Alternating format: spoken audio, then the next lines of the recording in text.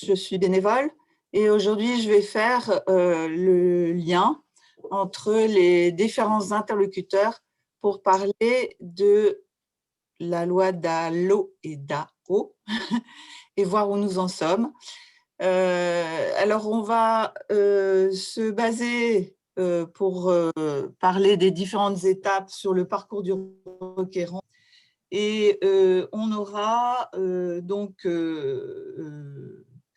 d'abord une description de ce que c'est, un rappel de ce que c'est que les lois DAO et DAO.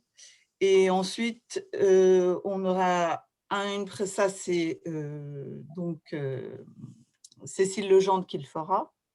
Ensuite, moi, je reviendrai avec vous sur le parcours du requérant. Ensuite, Chloé Mollard de l'Observatoire de l'hébergement et du logement vous donnera une idée, présentera le rapport du comité de suivi DAO et DALO pour l'Isère.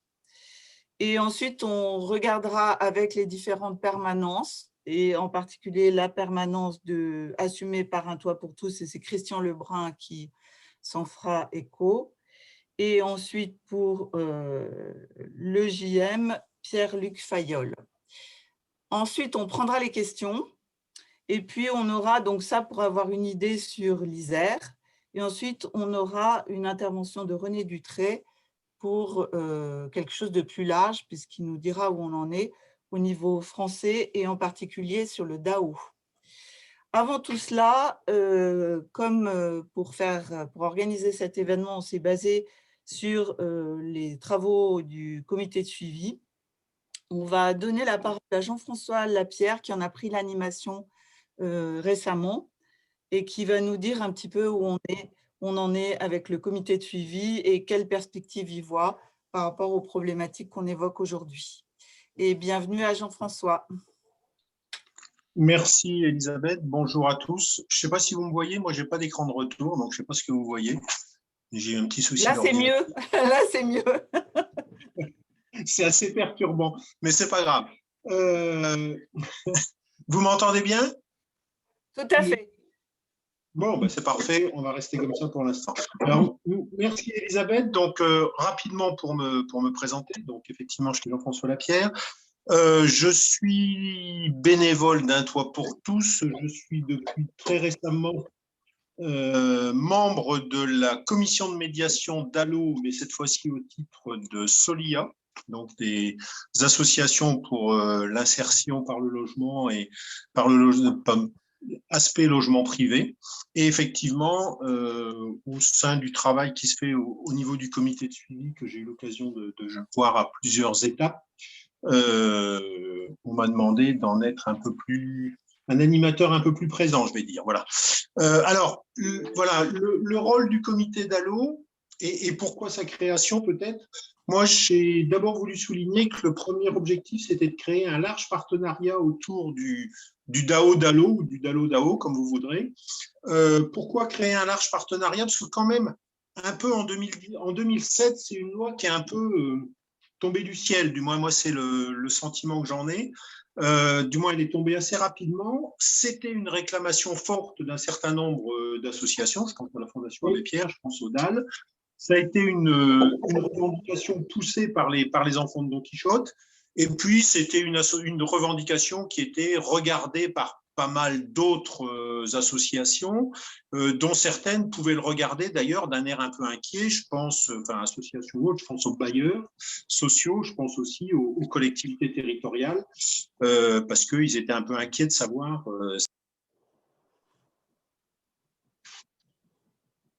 Ça, c'était pas prévu. Et le premier élément, excusez-moi, le premier élément donc de ce comité, c'était de regrouper un peu tous les acteurs du logement à ce niveau-là, donc les associations d'insertion par le logement, les associations qui s'occupent d'hébergement, d'accueil de jour, les associations de locataires, les associations d'aide à l'accès aux droits, mais aussi les collectivités territoriales et les bailleurs, pour pouvoir essayer d'avoir, à défaut d'avoir une lecture commune, au moins de se parler autour de ce sujet-là. Ouais. À partir de là, le travail que s'est donné l'Observatoire, ben, d'abord, c'est le comité de suivi, pardon, d'abord, c'est de faire une observation locale, euh, évidemment en lien avec l'observation nationale, mais qu'on sache un peu comment tout ça se déroulait localement. Et il faut reconnaître que c'est un sujet sur lequel l'information est divulgué de manière assez chiche. On ne peut pas dire que l'État fasse une grande promotion de ce droit au logement et ce droit à l'hébergement opposable.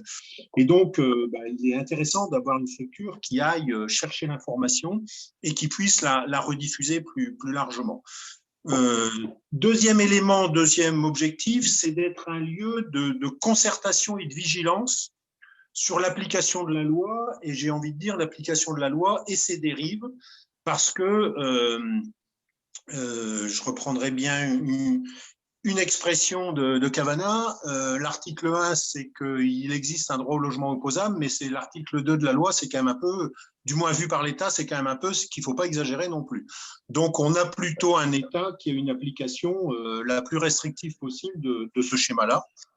Et donc, à partir de cette concertation, de cette vigilance, d'une certaine manière, d'essayer, ça c'est quelque chose qu'on va développer un peu plus, d'essayer de développer le lien, un peu des positions communes entre les différentes associations, ce qui n'est pas toujours le cas, d'être aussi une force de proposition pour que ce droit devienne de plus en plus réel. Alors, il existe, hein, il est dans la loi, il est quand même extrêmement compliqué à faire appliquer, tout ça on va en parler, donc c'est aussi essayer d'être...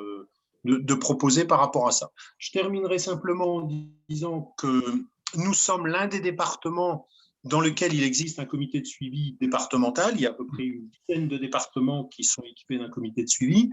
On essaye par les temps actuellement de se coordonner un peu plus. Je sais pas, oui, je pense qu'on va y arriver pour aussi partager les outils qu'on peut avoir les uns et les autres. Voilà, pour vous donner une idée de ce qu'est ce comité de suivi. Puis j'ai peu envie de dire que ça serait intéressant qu'à la fin du 12-14, vous puissiez nous dire si finalement on arrive à peu près à remplir nos missions ou si on n'est vraiment pas bon et qu'il faut qu'on refasse un peu autrement. Merci à toi, Elisabeth. Merci Jean-François. Et ça me permet de vous rappeler qu'aujourd'hui, on est 65 en ligne et qu'on a des gens qui sont très divers. Et je pense qu'on a des gens qui sont très divers au sens où je pense qu'il y a des experts du sujet et il y a aussi des gens qui s'apprivoisent petit à petit avec l'ensemble des éléments qui sont quand même relativement complexes quand on prend tout le parcours et on essaye de comprendre les tenants et les aboutissants entre les différentes étapes. Donc, on va regarder ce fameux parcours. J'en parle maintenant ou plus tard, Chloé? Plus tard, après Cécile. D'accord. Donc, on va demander d'abord à Cécile de rappeler ce que c'est, puis après, je reviendrai sur le parcours du requérant. Voilà, bonjour à tous. Je me présente très rapidement, Cécile Legendre. Je suis bénévole à Un Toit pour tous, que j'ai longtemps représenté au sein de la commission de médiation. Et puis, je suis aussi un peu active dans les permanences qu'on assure depuis 10 ans toutes les semaines, voilà, pour aider les personnes. Alors, le droit au logement, il était inscrit de longue date, enfin, je crois que ça date de 1946, hein, dans de nombreux textes législatifs, réglementaires, mais il n'était pas assorti de possibilité de recours réel, ni d'obligation de résultat pour la puissance publique. En gros, on nous disait, vous avez droit à une voiture, mais si on n'avait pas les moyens de l'acheter, on ne savait pas vers qui se retourner ni comment. La loi Dallot, par rapport à cet état de fait, elle marque une avancée très importante. Chloé, si tu peux faire défiler. Et c'est pourquoi c'est important, comme le disait Jean-François Lapierre, que ce droit soit réel, que la loi soit mobilisée par tous ceux qui peuvent et qui rentrent dans les critères pour en bénéficier, parce que le droit au logement en 2007, il devient opposable. Opposable, ça veut dire que on va savoir dorénavant comment faire pour mobiliser ce droit quand on n'arrive pas à avoir un logement ou un hébergement conforme à ses besoins. Alors, la loi Dallot, elle réaffirme d'abord le droit individuel à un logement décent et indépendant, de même qu'à un hébergement. Alors, la notion de droit individuel, elle est importante parce que ça veut dire que la personne, elle peut déposer son recours d'ALO sans avoir besoin de passer par un travailleur social, par exemple. On n'est pas dans le registre de la prescription ou de la prestation. Le droit à un logement indépendant, c'est une notion importante aussi parce que ça veut dire que vont être concernées toutes les personnes qui sont hébergées chez des tiers, et on sait qu'il y en a beaucoup. Et le droit à l'hébergement qui est essentiel aussi, même si on verra que c'est difficile et compliqué, pour tous ceux qui, effectivement, ont besoin d'un hébergement et qui sont sans domicile. Ce droit, il est garanti donc à toute personne qui n'est pas en mesure d'accéder à un logement ou à un hébergement par ses propres moyens. Ça veut dire que la personne, elle a fait des démarches, mais que ces démarches n'ont rien donné. Donc, à partir de là, elle peut faire un recours au titre du droit au logement opposable. Et la loi, elle organise des modalités de recours qui sont doubles. C'est d'abord un recours amiable auprès de ce qu'on appelle la commission de médiation, qui est une instance de médiation mise en place par le préfet dans chaque département. On va détailler tout à l'heure les modalités de recours auprès de cette commission. Recours possible également, recours contentieux devant les tribunaux, soit parce que les délais n'ont pas été respectés, soit parce que la personne veut contester le choix qui aura été fait par la commission de médiation. La loi DALO, elle désigne également un responsable, un garant du droit au logement, qui est l'État, et elle lui impose une obligation de résultat. C'est-à-dire que, je crois qu'on peut faire défiler, voilà, que dans des délais qui sont fixés par décret, la commission de médiation se prononce sur le caractère prioritaire et urgent de la demande. Le recours, il arrive auprès du service instructeur de l'État. Dans un délai donné, il doit être présenté à la commission de médiation qui se prononce en effet sur le caractère prioritaire et urgent de la demande de la personne. Et si on est bien dans ce cas de figure, le préfet est tenu de proposer à la personne concernée un logement ou un hébergement adapté à ses besoins et capacités. Alors, je vais rappeler rapidement qui sont les publics éligibles, parce qu'effectivement, tout le monde ne peut pas faire un recours d'ALO. La loi a prévu et fixé un certain nombre de situations de mal logement qui autorisent à faire un recours d'ALO. Sont concernées donc les personnes qui sont dépourvues de logement et, comme je le disais tout à l'heure, hébergées chez des tiers. Les personnes qui sont menacées d'expulsion sans relogement, les personnes qui sont logées en hébergement d'insertion ou logement de transition depuis 18 mois. On est dans un parcours là vers le logement. Les personnes qui sont logées dans des locaux insalubres ou dangereux.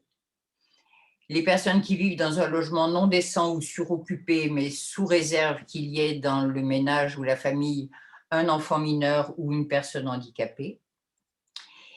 Et enfin, les personnes qui sont dans l'attente d'un logement locatif social depuis un délai considéré comme anormalement long et qui n'ont pas reçu dans ce délai une proposition adaptée à leurs capacités et à leurs besoins. Alors, deux précisions à ce sujet. Le délai anormalement long, il est fixé par département. Et il varie donc d'un département à l'autre. En Isère, il est de 25 mois ou 13 mois selon qu'on est en ville, en agglomération urbaine ou dans des zones plus éloignées des agglomérations. Et ce délai anormalement long, enfin ce motif du délai anormalement long intègre également les demandes de mutation qui sont considérées pour le coup comme des demandes de logement locatif social nouvelles lorsque la personne n'a pas eu de réponse dans le délai que je viens d'indiquer. C'est pas toujours, les demandes de mutation ne sont pas les recours qui sont le plus souvent priorisés par la commission de médiation, mais c'est quand même important de signaler que voilà, les personnes qui sont dans le parc HLM et qui souhaiteraient, pour des raisons diverses, faire une mutation, peuvent faire un recours d'ALO au titre de la clause du délai anormalement long. Voilà, je crois ce que je peux dire. Peut-être un mot simplement pour préciser que Le préfet, j'ai dit donc que si la personne était reconnue prioritaire et urgente pour se voir attribuer un logement et un hébergement, doit lui proposer donc un logement ou un hébergement dans un délai donné. Pour ce faire, le préfet peut mobiliser, il peut mobiliser d'autres contingents, mais il peut aussi essentiellement mobiliser le contingent préfectoral, c'est-à-dire la part des logements HLM sur lesquels il a la main en contrepartie des aides que les organismes ont reçues pour la construction. C'est plus compliqué en hébergement parce qu'il n'existe pas dans le parc hébergement ou dans voilà, l'équivalent du contingent préfectoral. Donc et puis c'est très difficile aussi en matière d'hébergement parce que on sait tous qu'il y a une pénurie importante, mais en plus le préfet ne dispose pas d'un volant de places d'hébergement à proposer aux prioritaires DALO, qui se retrouvent donc parmi l'ensemble, en principe ils sont priorisés, mais parmi l'ensemble des demandeurs d'hébergement. Voilà. Merci Cécile. On regarde le parcours du requérant qui va un petit peu ponctuer notre intervention.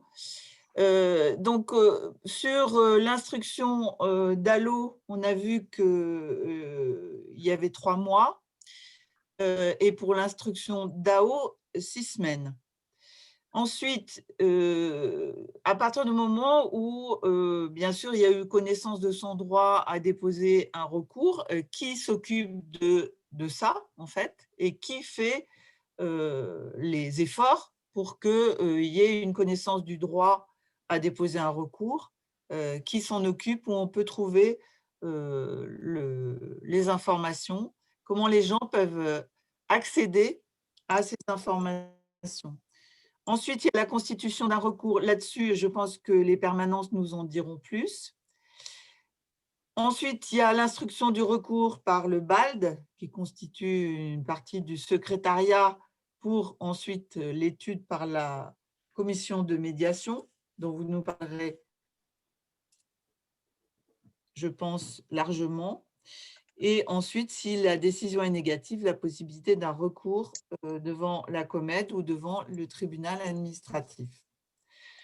Le relogement, c'est 6 mois pour le DALO et l'hébergement, c'est 6 semaines ou 1 mois s'il y a un logement d'insertion.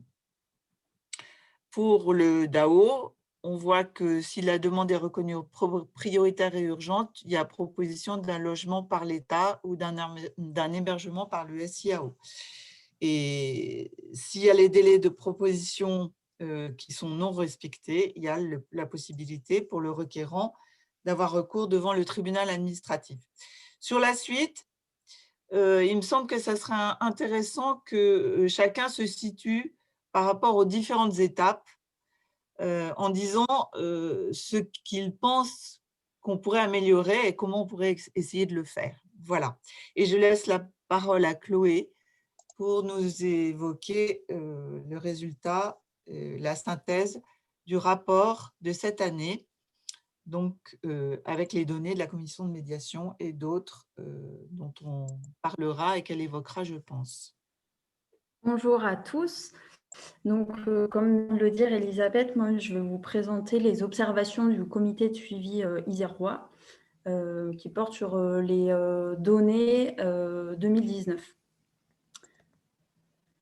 Donc, avant de rentrer plus dans le détail, je voulais vous montrer de façon, prendre un petit peu de recul et regarder tout ce qui a permis le droit au logement opposable depuis 2008, année de sa mise en œuvre. Donc, sur le tableau à gauche, sur la première colonne, c'est la somme de l'ensemble des recours DALO et DAO qui ont été déposés en Isère, ceux qui ont obtenu une décision favorable et ceux qui ont conduit à un relogement ou un hébergement. Et sur la colonne de droite, c'est la moyenne annuelle de recours déposés et des suites qu'il y a eu à ce recours. La première chose qu'on observe, c'est que le DALO constitue quand même un indicateur important pour saisir l'ampleur des besoins, puisqu'on voit qu'en 11 ans, il y a plus de 11 000 recours qui ont été déposés. Donc, ça témoigne déjà des besoins en logement et en hébergement qui existent sur le territoire isérois. On verra que ça ne témoigne pas de tous les besoins qui existent. Ensuite, le DALO, c'est quand même l'institution d'un droit qui permet une avancée concrète en matière d'accès au logement et d'accès à l'hébergement, puisqu'en 11 ans, on a 4000 ménages isérois qui ont été reconnus prioritaires au titre du DALO ou du DAO. Et on a 2000 ménages parmi ces 4000 qui ont pu effectivement accéder à un hébergement et à un logement dans le cadre de cette procédure. On voit aussi avec ces chiffres qu'il y a quand même une marge de progrès qui reste, puisqu'on a seulement la moitié de ces ménages qui accèdent effectivement à un hébergement ou à un logement, alors qu'ils ont quand même été reconnus prioritaires, enfin leur demande a été reconnue prioritaire et urgente par la commission de médiation iséroise. Sur les chiffres en 2019, là aussi, on va voir cette marge de progrès qui reste possible. Avec à gauche, pour les recours DALO, on a 664 recours qui ont été reçus par la commission de médiation en 2019. Parmi ces recours, il y en a 252 qui ont obtenu une décision favorable. Et sur ces 252 ménages, on en a 85 qui sont effectivement relogés. Sur le DAO, on voit à peu près les mêmes écarts avec 325 recours reçus. Parmi eux, 130 ont obtenu une décision favorable. On a également 14 recours qui étaient des recours DALO que la commission de médiation a requalifiés en recours DAO. Voilà, c'était des ménages qui voulaient accéder au logement. On leur a dit qu'il fallait qu'on allait reconnaître leur demande comme prioritaire si elle était plutôt orientée vers de l'hébergement. Donc, c'est 144 ménages au final qui obtiennent une décision favorable pour de l'hébergement. Et en bout de course, seulement 21 qui sont effectivement hébergés. Donc, on va regarder un peu plus dans le détail là, sur ces différentes étapes, quelles sont les évolutions qu'on observe en Isère et quels sont les obstacles qu'on observe également. Une des premières évolutions, c'est une évolution positive. On se rend compte qu'il y a une plus forte mobilisation du DAO, donc du droit à l'hébergement opposable en Isère, avec plus 46% de recours déposés en 2019 par rapport à 2018. Donc c'est une évolution positive. Si on regarde sur le schéma en bas à gauche, la courbe du bas représente les recours DAO reçus et celle du haut, les recours DALO. Donc, on voit bien qu'il y a une nette augmentation entre 2018 et 2019 dans les recours DAO déposés et qu'en 2019, finalement, c'est l'année où le plus grand nombre de recours DAO a été déposé en Isère depuis la création de ce droit en 2008. Sur les recours DALO, donc logement, le nombre de recours reçus est relativement stable par rapport à 2018, 664 contre 700 l'an dernier. Ce qu'on observe par contre, c'est qu'on est sur une tendance à la baisse depuis 2014, avec moins 24% de recours reçus pour du logement. Donc, malgré une stabilité des recours DALO déposés et une amélioration, enfin une hausse du nombre de recours DAO déposés, on observe quand même que le non-recours à ces droits reste très, très important. Sur le tableau à droite, sur la première ligne, vous voyez le nombre réel de requérants au DAO et le nombre réel de requérants au DALO en 2019 en Isère. Sur la ligne juste en dessous, j'ai représenté le nombre de requérants potentiels. Donc, pour le DAO, ça concerne les demandeurs en hébergement d'urgence et en hébergement d'insertion qui n'ont pas reçu de réponse positive à leur demande d'hébergement en 2019. Donc, plus de 3000 ménages qui auraient pu faire un recours DAO sur le territoire isérois.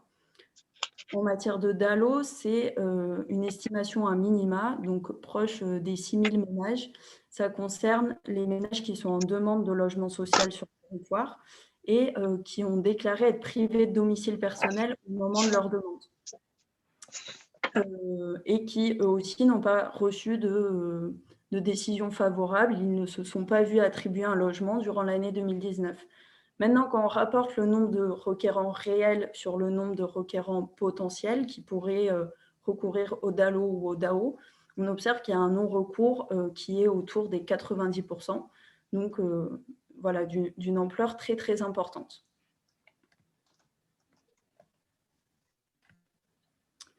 Autre évolution positive en Isère, c'est une amélioration des décisions favorables prises par la Comède. Les droits au logement et à l'hébergement opposable sont de plus en plus reconnus en Isère.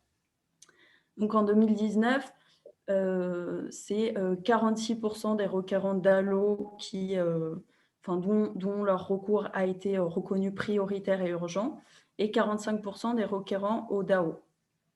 Donc, comme on le voit sur le schéma à droite, c'est une évolution qui est initiée en Isère depuis plusieurs années et qui fait suite à une chute des décisions favorables, des taux de priorisation par la Comède, qui était précédente à ça. On se rappelle en matière d'hébergement sur le DAO, en 2017, en Isère, c'était seulement 13% des recours en hébergement qui étaient reconnus favorables. Et sur le DALO, en 2014, c'était seulement 19% des recours déposés devant la Comède qui avaient une décision favorable. Donc là, on a eu une augmentation, une évolution positive depuis plusieurs années, et on arrive à des taux de priorisation qui sont plus proches de la moyenne française qu'auparavant, avec quand même toujours une marge de progrès possible, notamment pour le DAO. On a donc en Isère 45% des recours qui obtiennent une décision favorable. À l'échelle de la France, c'est 59% des recours qui obtiennent une décision favorable. Donc, on peut quand même s'interroger sur ce taux qui reste relativement bas par rapport à l'échelle française, et d'autant plus bas quand on sait que le critère pour avoir un recours reconnu prioritaire et urgent en matière d'hébergement, et notamment d'hébergement d'urgence, c'est d'avoir appelé le 115 sans plus de critères, notamment parce que le droit à l'hébergement d'urgence est un droit inconditionnel. Et donc, on pourrait imaginer que le taux de décision favorable en matière de droit à l'hébergement opposable peut être beaucoup plus élevé que les 45% qu'on observe actuellement. Alors, si c'est quand même une évolution positive que les décisions favorables augmentent, ces évolutions, elles restent à nuancer parce qu'en bout de course, on voit qu'il y a très peu de ménages de requérants qui finalement accèdent à un hébergement ou à un logement.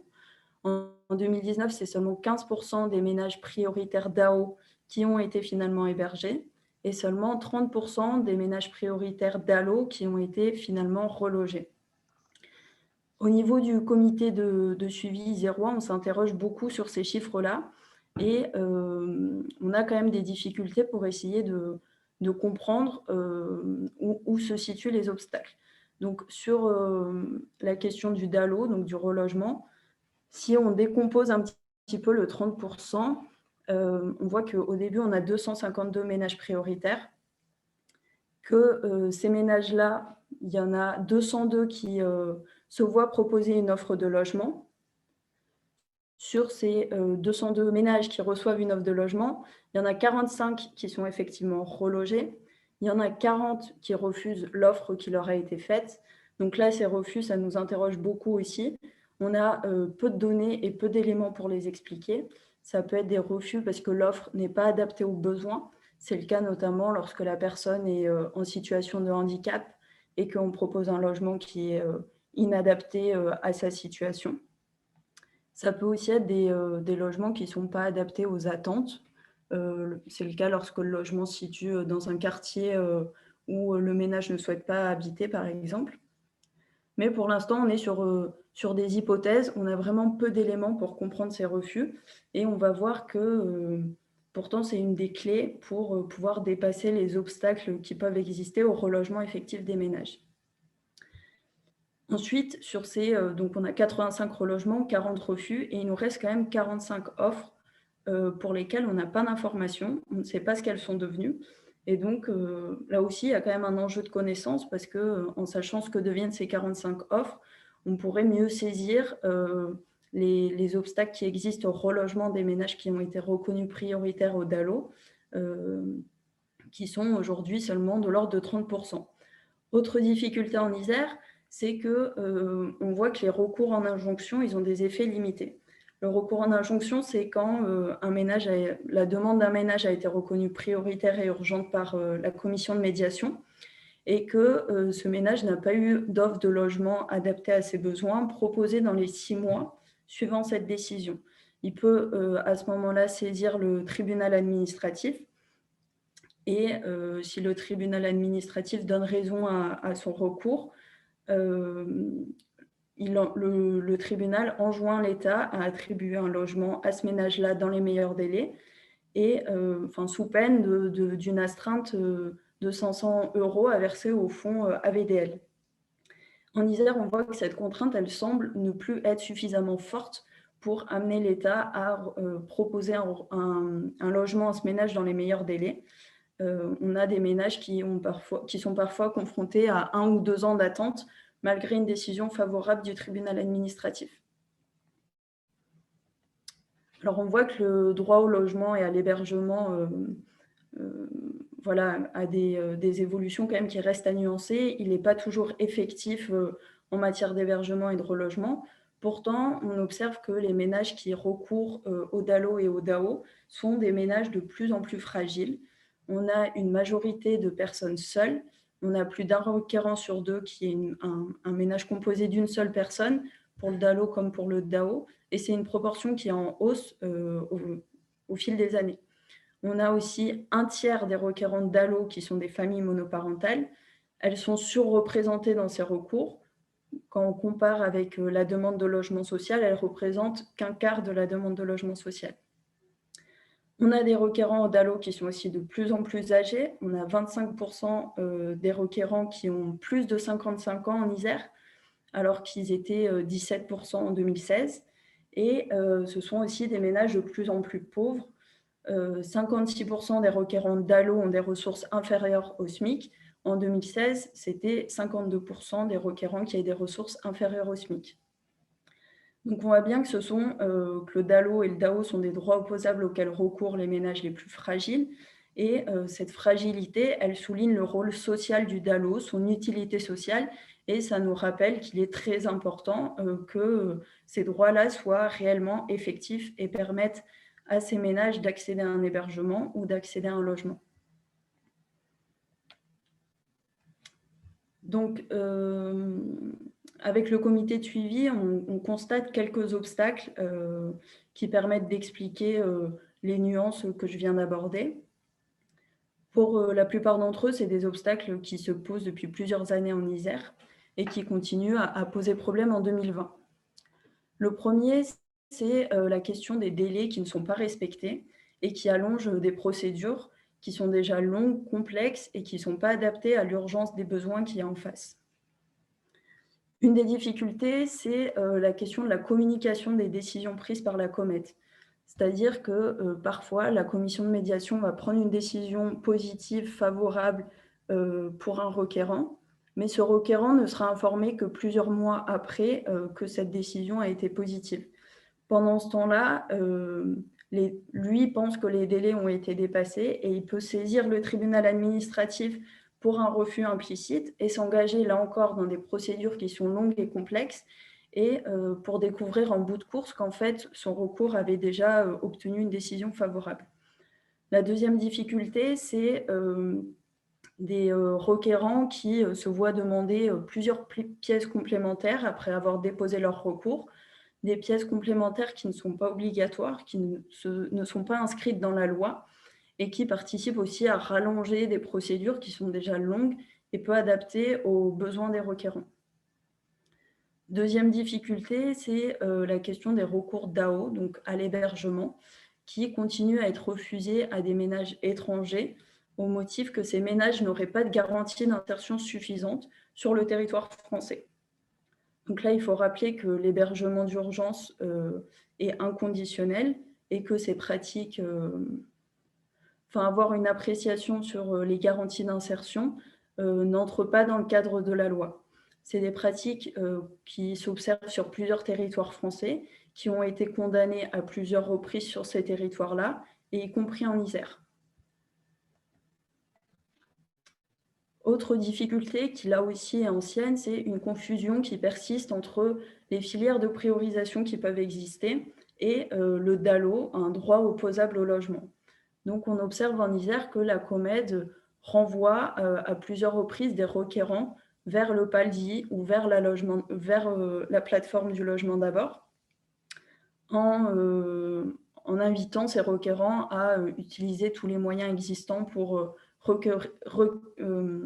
accéder au logement avant de déposer un recours DALO.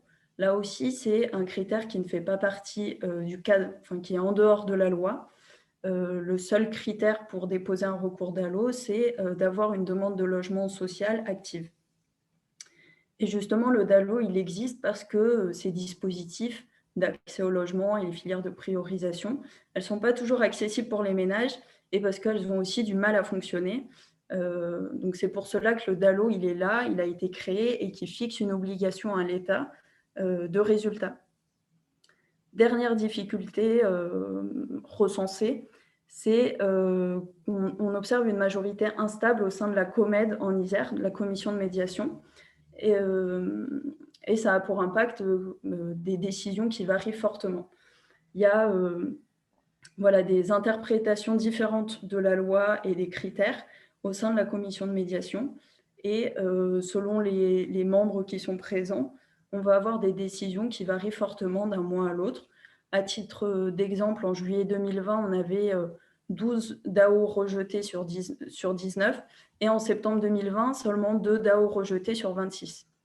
Donc là, il y a l'importance de travailler à une interprétation fixe de la loi pour que les décisions rendues elles soient cohérentes les unes avec les autres, qu'elles soient justes et garantir une égalité de traitement entre tous les requérants.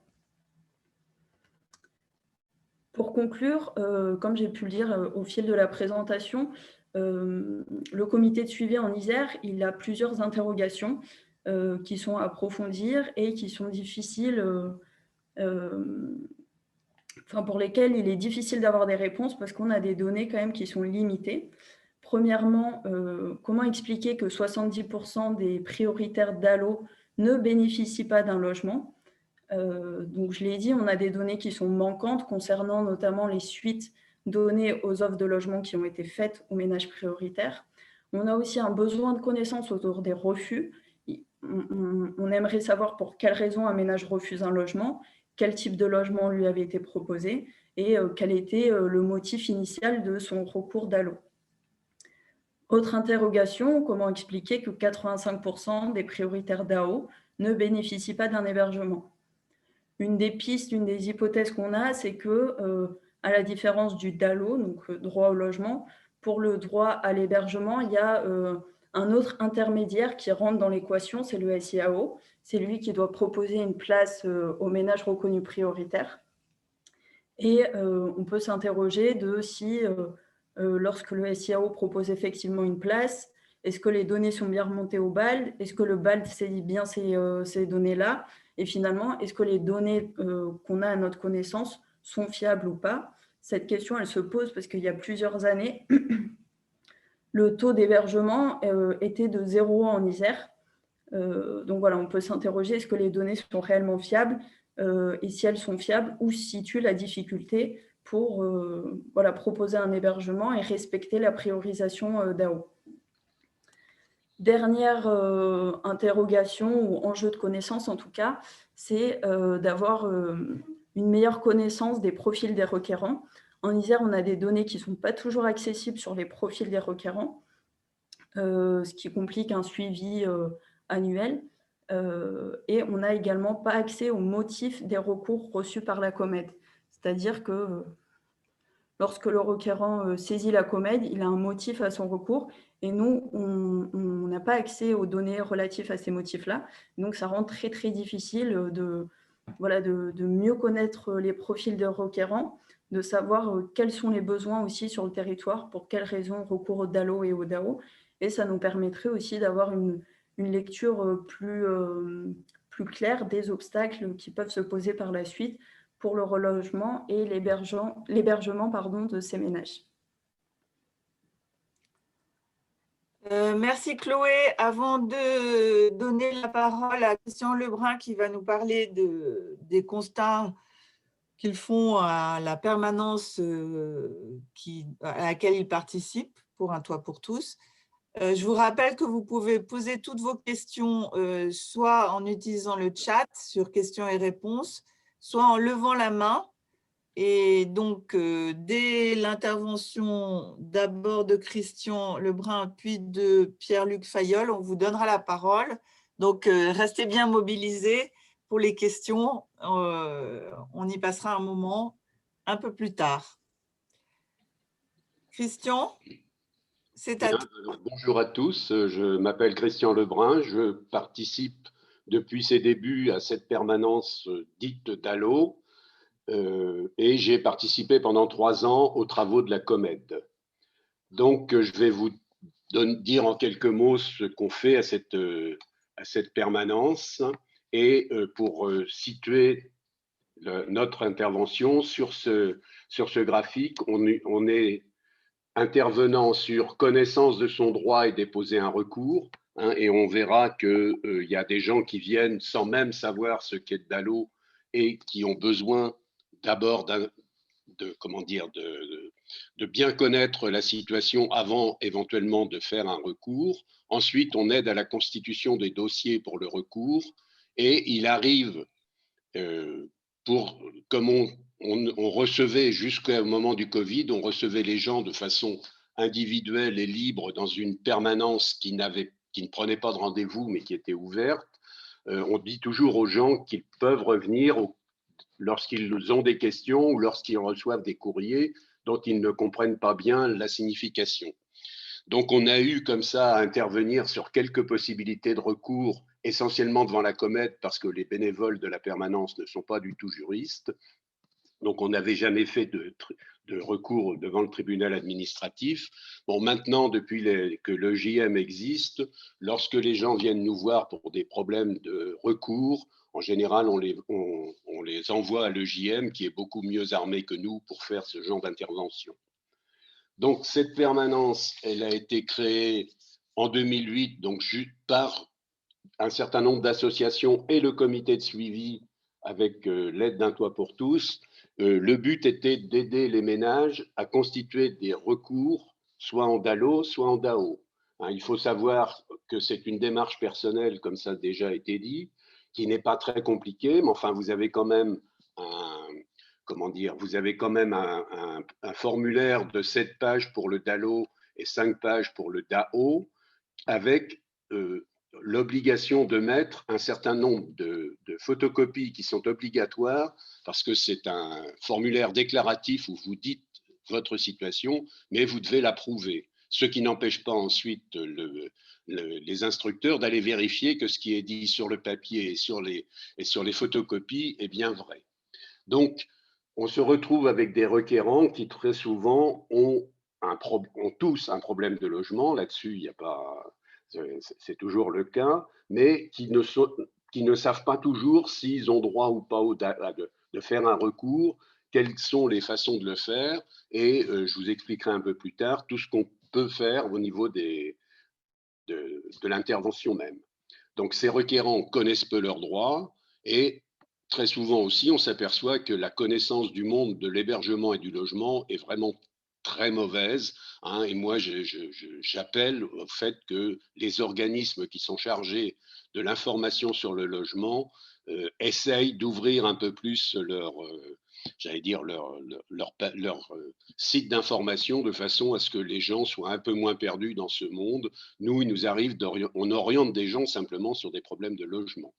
Ce sont toujours évidemment des requérants qui sont en difficulté à la fois personnelles et quelquefois avec des difficultés personnelles très fortes qu'on est presque obligé, j'allais dire, d'ignorer pour les aider à remplir correctement leur dossier de recours et répondre aux besoins de ce que nous, on est capable de faire, parce qu'au niveau de l'aide, eh bien, on est comme tout le monde, on n'a pas de moyens particuliers qui permettent de répondre à des demandes qui sont quelquefois immédiates. Avec une famille de 5 enfants qui vous dit j'ai pas d'endroit pour coucher ce soir, c'est évident que la permanence DALO n'a pas non plus de solution.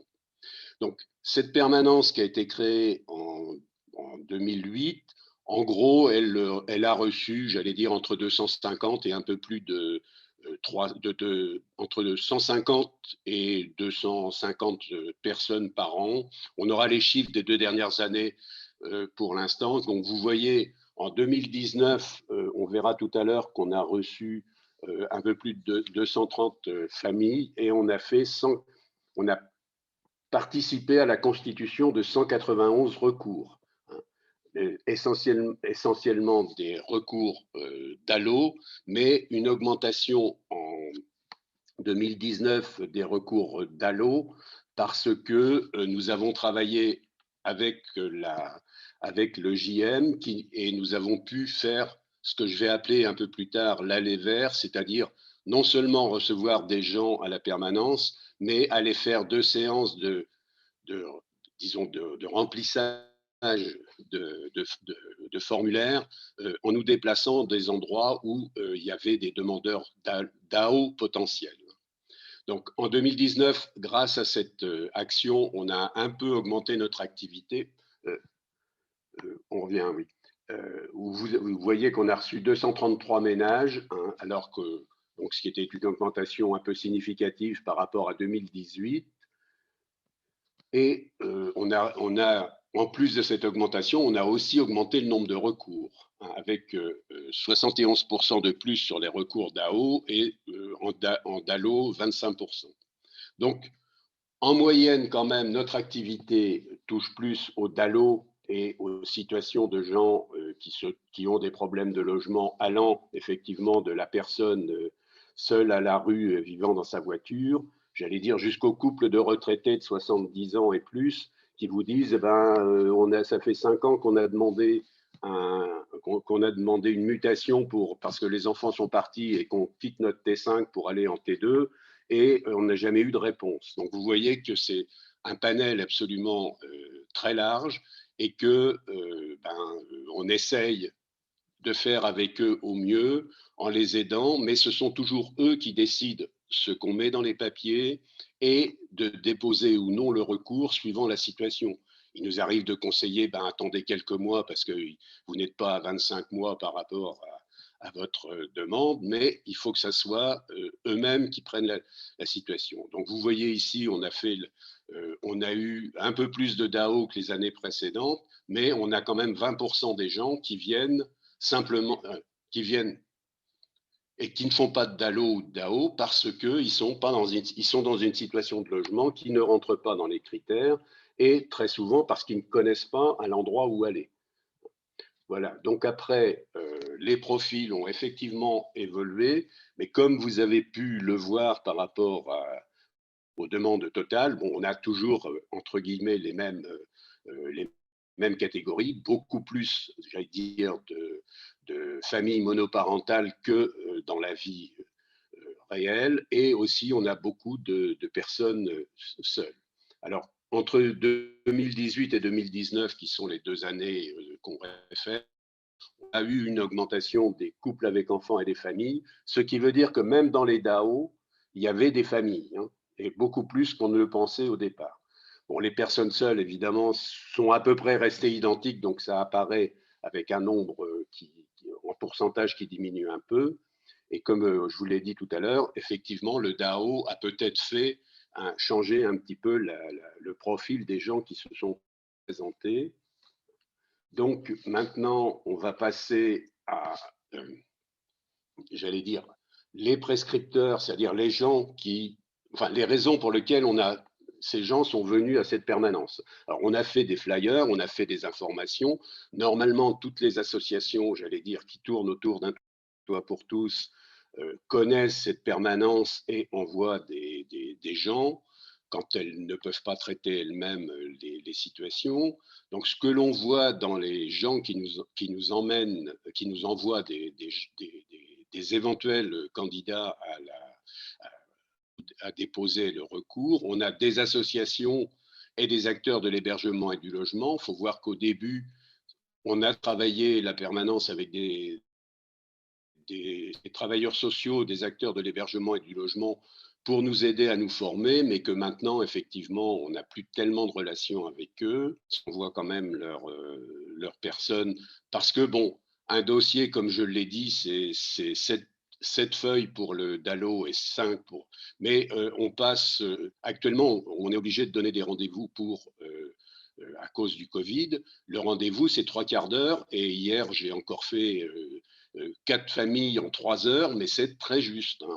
On passe jamais pratiquement moins de 3/4 d'heure pour faire un dossier. C'est une raison pour laquelle les services sociaux, assistantes sociales et SLS, nous envoient aussi des candidats lorsque ce sont des gens dont elles n'ont pas elles-mêmes à traiter les dossiers. Depuis quelques années qu'il existe, Pôle Habitat nous envoie pas mal de clients. Quand ils ont en particulier des gens qui leur posent des questions sur le logement, eh bien, on voit que Pôle Habitat leur dit allez à la permanence DALO, on vous expliquera. Alors, ça peut se traduire par un dossier, mais ça peut aussi se traduire simplement par des informations de la façon dont fonctionne le logement. Bon. Il y a un certain nombre de non renseignés parce qu'il arrive qu'on oublie ou que les gens, disons, n'aiment pas trop non plus qu'on soit, j'allais dire, trop intrusif dans leur vie. Et puis, quelquefois, quand on a beaucoup de monde à la permanence, il arrivait qu'on n'ait pas le temps toujours de renseigner, de savoir qui les avait appelés. Voilà pour cette partie-là. Donc, ce que je voudrais vous dire pour terminer, disons une observation qui vient des années qu'on a passées dans cette permanence, c'est qu'on a vraiment un public extrêmement divers et précaire, mais qu'on sent actuellement de plus en plus perdu. Ce que j'appelle perdu, c'est qu'on a de moins en moins de gens accompagnés, des gens qui arrivent vraiment en disant je ne sais pas quoi faire, qu'est-ce que je peux faire pour le logement d'une certaine façon. Et dans ces cas-là, très souvent, c'est des gens qui devraient avoir, j'allais dire, une aide beaucoup plus globale. Des gens, enfin une famille qui est à la rue, qui vous dit je ne peux pas coucher ce soir. Le DAO, c'est important pour elle, mais ce n'est pas la priorité. On fait le dossier, mais en même temps, on leur donne des adresses pour essayer de leur trouver, qu'ils trouvent quelque chose pour le soir, mais on n'a pas de moyens d'agir. Donc il faut rester à la fois dégagé par rapport aux problèmes, j'allais dire, vraiment immédiats, mais essayer d'aider au maximum les gens. Les besoins des requérants sont plutôt là aussi en augmentation. Hein. Le manque d'information est évident. On écrit pratiquement un dossier sur 2. Sous la dictée et avec l'accord des gens, mais soit ils ont des problèmes de langue, soit ils ont des problèmes d'écriture. Et on n'est pas les seuls, parce que moi j'avais rencontré les écrivains publics de Grenoble et eux aussi font des dossiers DALO. Donc c'est une question qu'il faut qu'on garde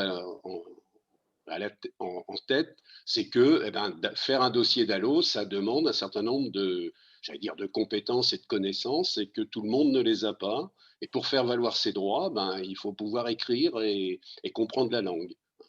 Donc, on fait ce qu'on peut dans ce domaine, mais c'est probablement une des raisons aussi pour lesquelles le taux de recours est si faible par rapport au nombre de gens qui devraient faire ces recours. Donc, la permanence, comme je l'ai dit tout à l'heure, c'est des rencontres qui sont généralement longues, quelquefois des problèmes de communication, et puis on se pose un peu la question de est-ce que l'allée vers devrait pas être un petit peu plus augmentée, mais dans ce cas-là, je vais faire comme tout le monde, c'est-à-dire l'appel au peuple. On est quand même un nombre limité. Actuellement, il n'y a plus que des bénévoles d'un toit pour tous. Ce n'est pas une règle, puisqu'au départ, c'était interassociatif.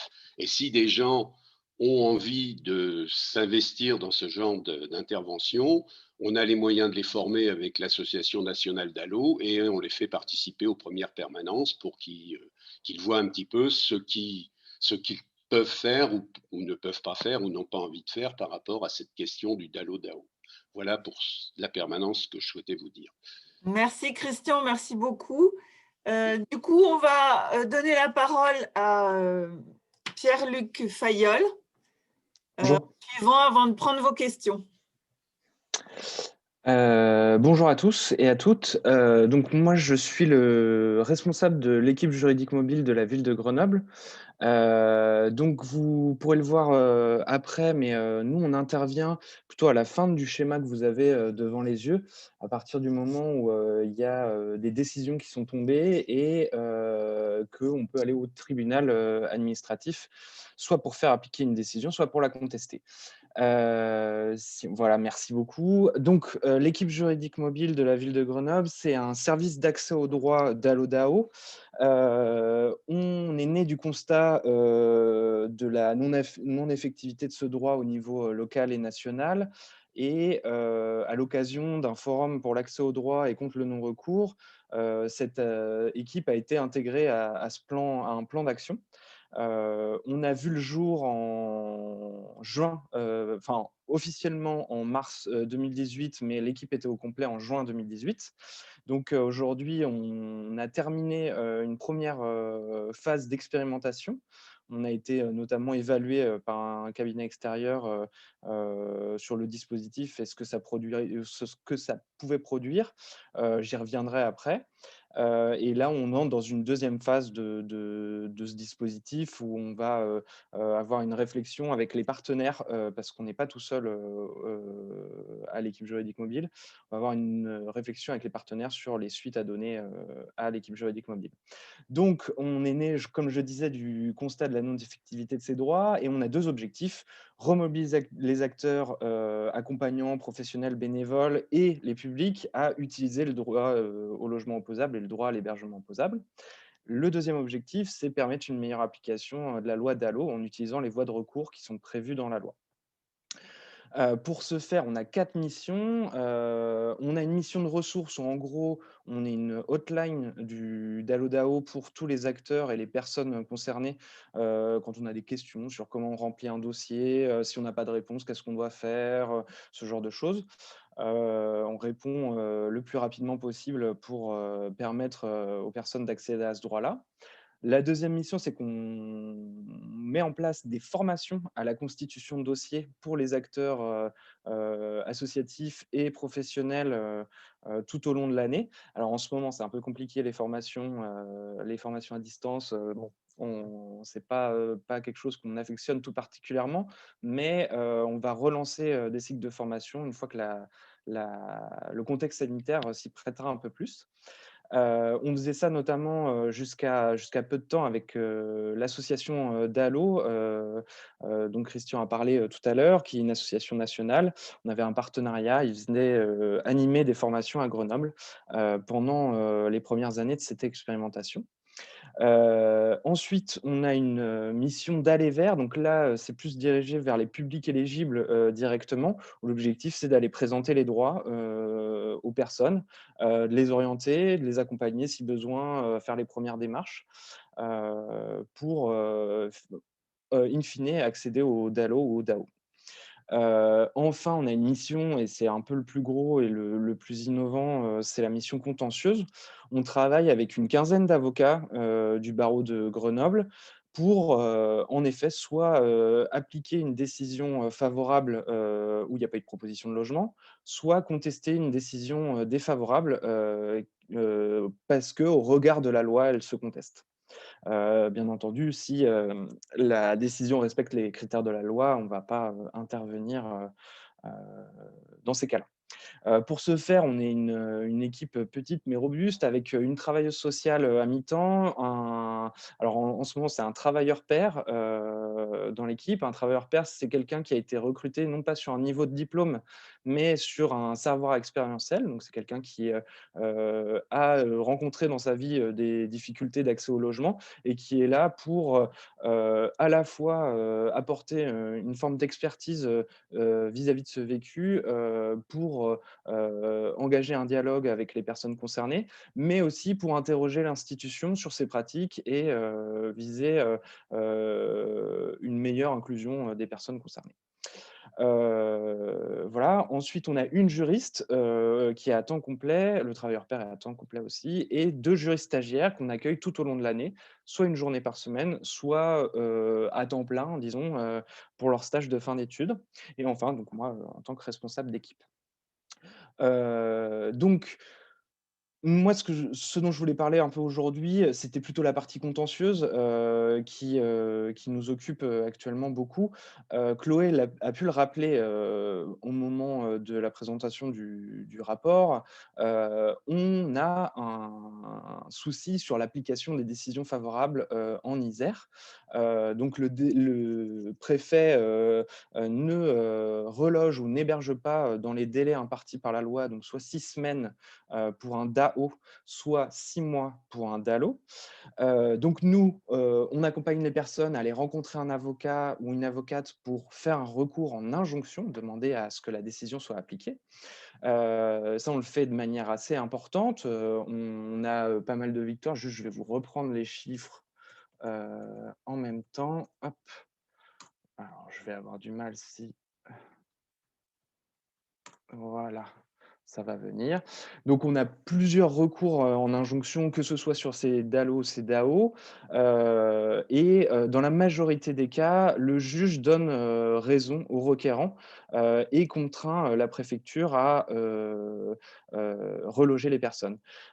Pour ce faire, le juge fixe une astreinte qui est versée au fonds d'accompagnement vers et dans le logement.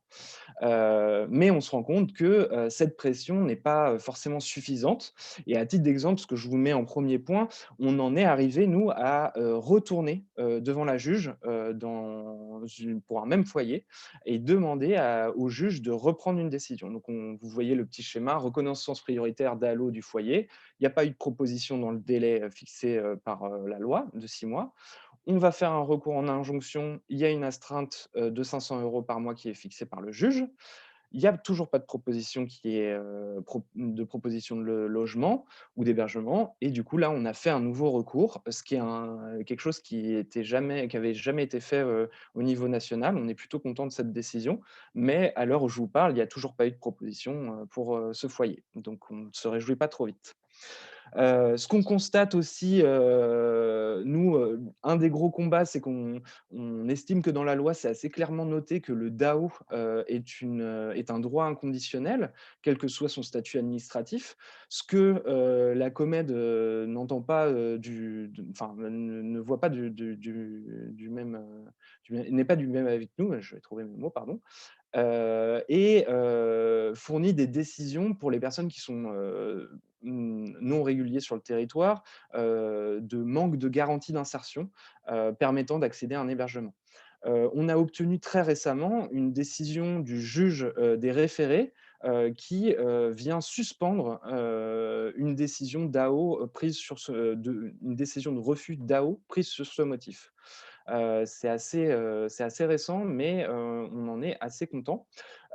Et enfin, le dernier élément un peu sur l'activité contentieuse, c'est qu'il faut garder en tête que c'est, comme on a pu le dire aussi, des démarches assez longues et fastidieuses.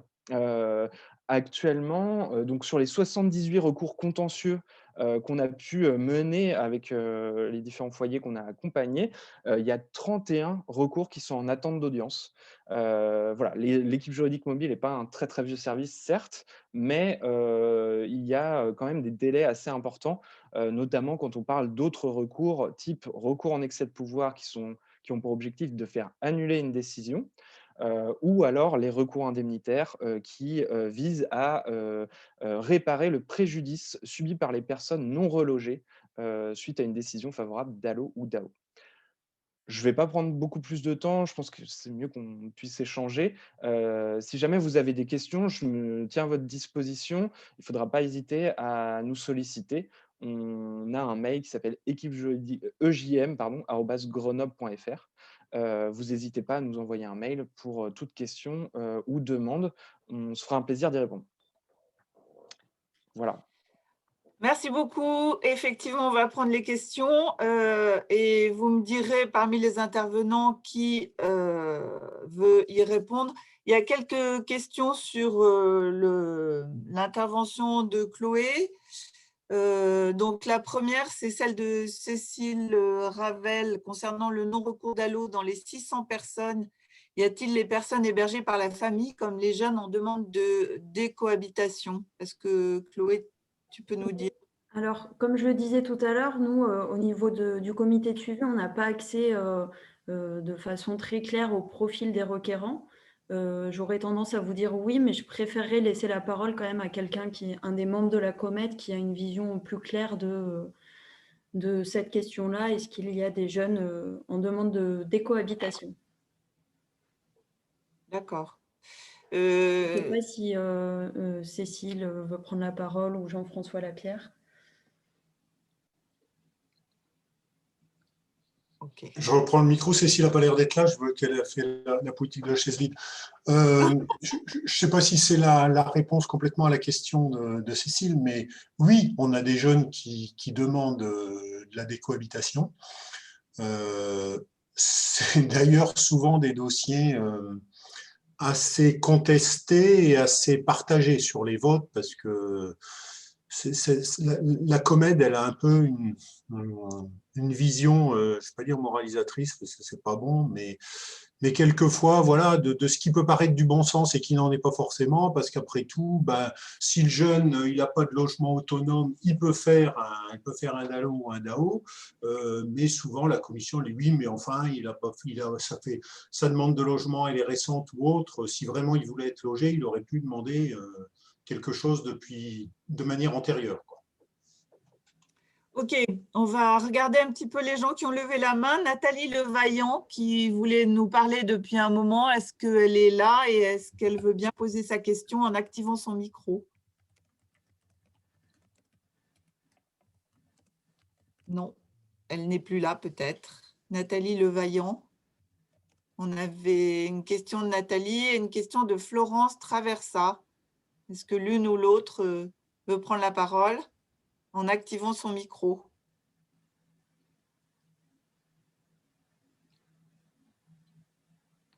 Nathalie Blanc non plus, apparemment. Il faut que vous activiez votre micro pour que le micro… Alors, il y a Cécile Ravel à son micro activé. J'ai autorisé, je pense. Alors, Nathalie Blanc, est-ce que vous voulez poser cette question? Oui, bonjour. Nathalie Blanc, je suis directrice adjointe du SIAO de l'Isère. Et je m'autorisais à prendre la parole pour amener quelques éléments d'information complémentaires à plusieurs propos. Voilà, je ne rentrerai pas dans le détail du traitement des prioritaires DAO. La seule chose que je peux vous dire, c'est qu'au niveau du SIAO, on a un gros travail en amont de faire remonter auprès du BALD lors de l'instruction les ménages qui sont d'ores et déjà en demande d'hébergement. Donc là, il y a déjà un gros lien avec le BALD. Suite à la commission de médiation, le BALD nous informe de toutes les priorités hébergement. On rentre ces priorités sur notre notre système d'information national qui s'appelle le SISIAO. Et à partir de là, les ménages donc deviennent prioritaires pour une orientation hébergement, c'est-à-dire qu'ils passent premiers sur la liste d'attente. Au regard des ménages prioritaires DAO, et ça a été illustré là au niveau statistique, en fait, on se rend compte qu'on a de nombreux ménages qui sont sans droit, qui sont sans ressources. Et à ce titre-là, malheureusement, dans les pratiques actuelles de l'hébergement, on considère qu'ils ne relèvent pas de l'hébergement d'insertion. Quand je dis « on », ce n'est pas spécialement le SIAO. Il y a aussi les structures d'hébergement qui refusent ces publics. Et de ce fait, ce public se reporte, même s'il est prioritaire DAO, reporte uniquement sur l'hébergement d'urgence. L'hébergement d'urgence, on a une carence d'offres pour les personnes isolées. Et ce que vous soulignez, c'est qu'il y a une majorité de personnes isolées qui sont prioritaires DAO. Donc là aussi, ça explique cette absence de réponse parfois sur les questions d'hébergement. Autre élément d'information, c'est qu'on a également au niveau du SIAO à traiter de la priorité de tous les référés liberté. Et du coup, c'est un constat qui est personnel, mais je trouve qu'il y a une mise en concurrence de ces publics sur un accès prioritaire à l'hébergement. Voilà un petit peu des précisions que je souhaitais aborder. vous redire quand même que le SIAO fait bien retour au BALD des ménages qui ont pu bénéficier d'un hébergement. Donc après, je ne sais pas comment c'est traité, mais en tout cas, le retour, il est bien fait. C'était une des questions de l'Observatoire. Voilà. Un constat personnel, les propositions d'hébergement pour des prioritaires DAO, il est plus efficient sur l'hébergement d'insertion pour des personnes qui ont des ressources, voilà, que sur l'hébergement d'urgence pour des personnes qui sont sans ressources. Aussi parce que sur l'hébergement d'urgence, maintenant, il n'y a quasiment que des ménages sans ressources. Et du coup, quand ils ont la chance d'accéder à l'hébergement d'urgence, eh ben, ils s'y maintiennent pendant des années et des années, puisqu'il n'y a aucune autre solution à activer, à part une régularisation administrative, sur une sortie de cet hébergement d'urgence. Voilà, je vous remercie. Est-ce que vous pourriez juste nous dire, avant de vous quitter, quelle amélioration vous pensez qu'on pourrait apporter à l'ensemble du processus, de votre fenêtre à vous? De notre fenêtre, je pense qu'il faut rebalayer un petit peu de façon globale l'ensemble. Le simple critère de priorité DAO est aujourd'hui pas suffisant. Je pense qu'il faut mettre en œuvre le droit au logement pour les sortants d'hébergement aussi, parce que ce qu'on constate, nous, sur l'observation de notre rapport annuel, c'est qu'il y a de moins en moins de relogements en sortie de structure d'hébergement. Donc ça, et du coup, on pourrait ainsi améliorer une fluidité, au moins pour, sur une partie du public prioritaire. Après, pour des ménages qui sont sans droit, je pense qu'il faudrait pouvoir inventer quelque chose, je ne sais quoi, mais où l'hébergement d'urgence puisse retrouver son rôle d'hébergement d'urgence, c'est-à-dire amener une sécurité rapide et immédiate, ce qui n'est plus du tout dans les fonctions de l'urgence aujourd'hui. On est sur des durées d'hébergement qui sont très, très longs dans les structures d'hébergement d'urgence. Ok, merci beaucoup. Je vous en prie.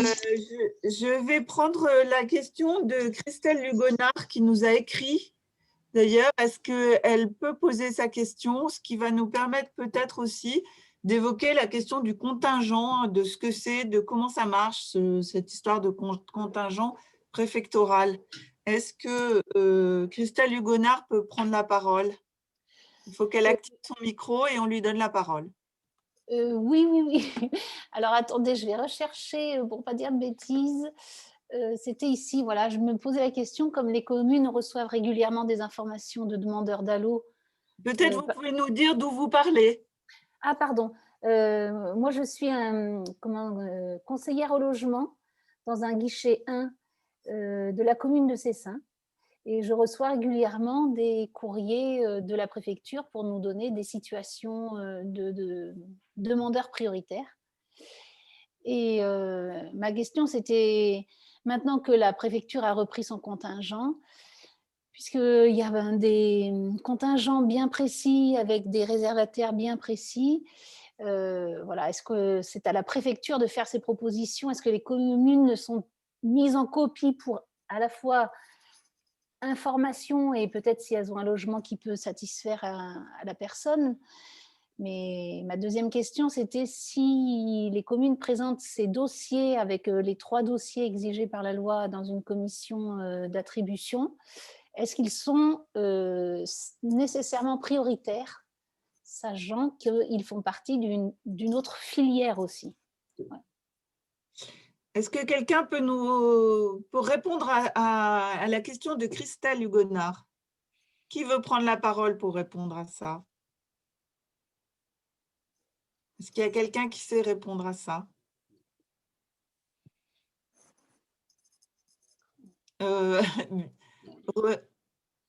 Personne ne sait répondre à la question de Christelle Hugonard? C'est peut-être un peu en...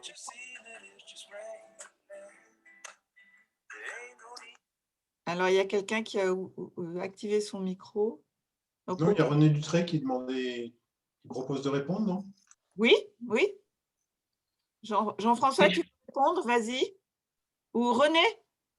Je veux bien apporter un début de réponse, en tout cas sur le rôle des collectivités dans le cadre du droit au logement opposable. Déjà, la loi prévoit depuis 2016, depuis la loi égalité et citoyenneté, que 25% des attributions de la collectivité doivent être réservées aux ménages DALO. Alors, c'est une loi pas récente dans le plan législatif qui date d'il y a 4 ans, mais chaque collectivité doit réaliser 25% de ménages DALO dans ses attributions. Et mince, j'ai oublié la deuxième partie de la question. Quelle était la deuxième partie de la question? Oui, sont-ils nécessairement prioritaires? Alors, normalement, quand on est un ménage DALO, il y a une seule, oui, il est prioritaire puisqu'il y a une seule candidature. Dans le cas du DALO, c'est une exception dans lesquelles on n'est pas obligé de présenter 3 personnes, mais on peut présenter, entre autres, quand c'est la préfecture qui présente, elle présente un seul ménage. Donc oui, le ménage DALO est prioritaire par rapport aux autres. Après, ça serait intéressant, effectivement, et ça, il n'y a pas encore les outils de suivi qui sont développés, mais de pouvoir analyser ce 25% obligatoire sur les collectivités, s'il est bien respecté par l'ensemble des collectivités. Pour rappel, hein, le relogement des ménages DALO, et j'y reviendrai tout à l'heure, ce n'est pas seulement le contingent préfectoral. Hein. Vraiment, il faut bien l'avoir en tête. Au moment du vote de la loi en 2007, c'était effectivement uniquement le contingent préfectoral. En 2009, la loi Moll a prévu que 25% du contingent d'Action Logement devait être réservé aux ménages DALO.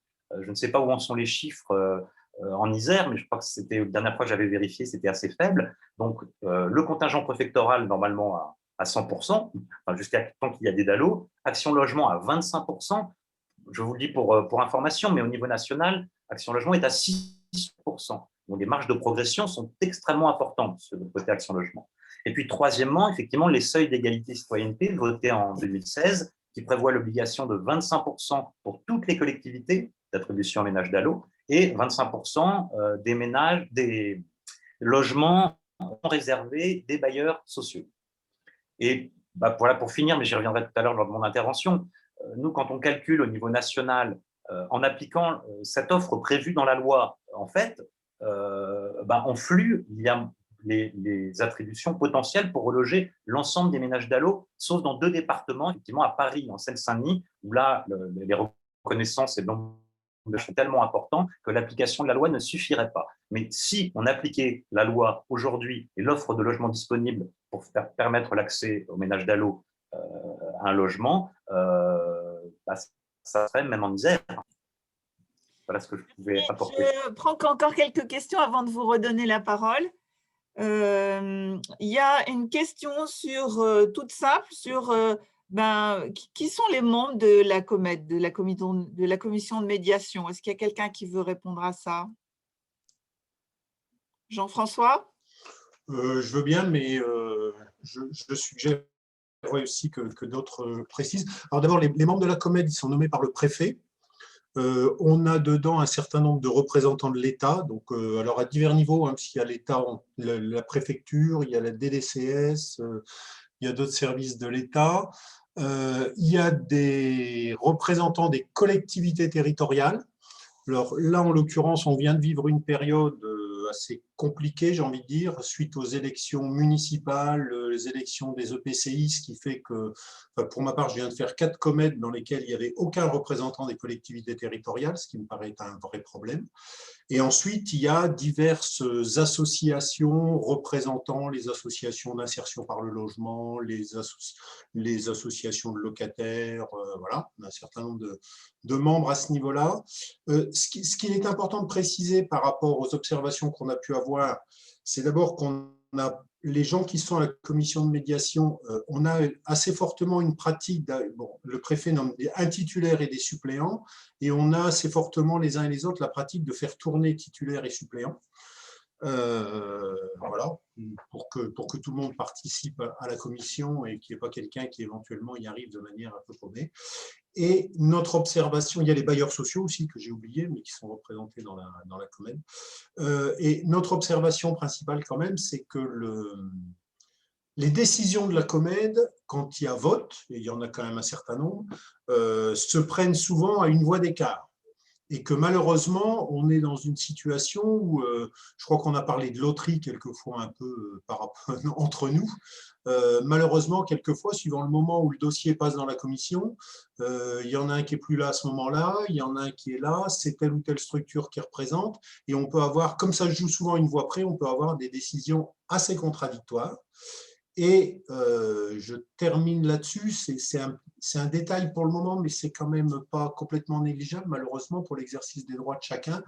On est aussi actuellement, depuis le deuxième retour de la Covid, pour ma part, le deuxième confinement d'abord, et puis les structures qu'on a là, on est dans de très mauvaises conditions au niveau de la Comed, puisqu'on travaille uniquement, on travaille non pas en visio, mais en audio, en Comed, et qu'on est pendant 4 heures d'affilée à faire des défilés, enfin, le président fait défiler des dossiers individuels et au bout de 2 heures, 3 heures, ça devient quand même extrêmement compliqué.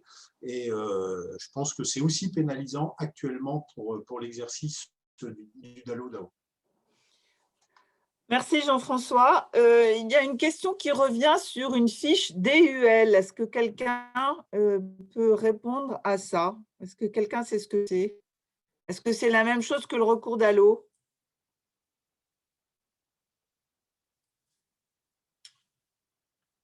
Personne ne sait de quoi il s'agit? Bon, on passe à une autre question alors.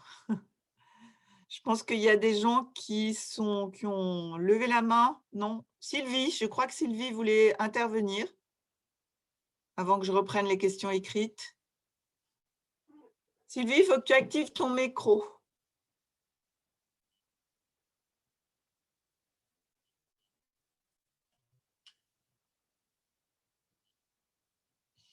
Bon, je crois qu'elle n'est plus là, donc on va prendre une autre question.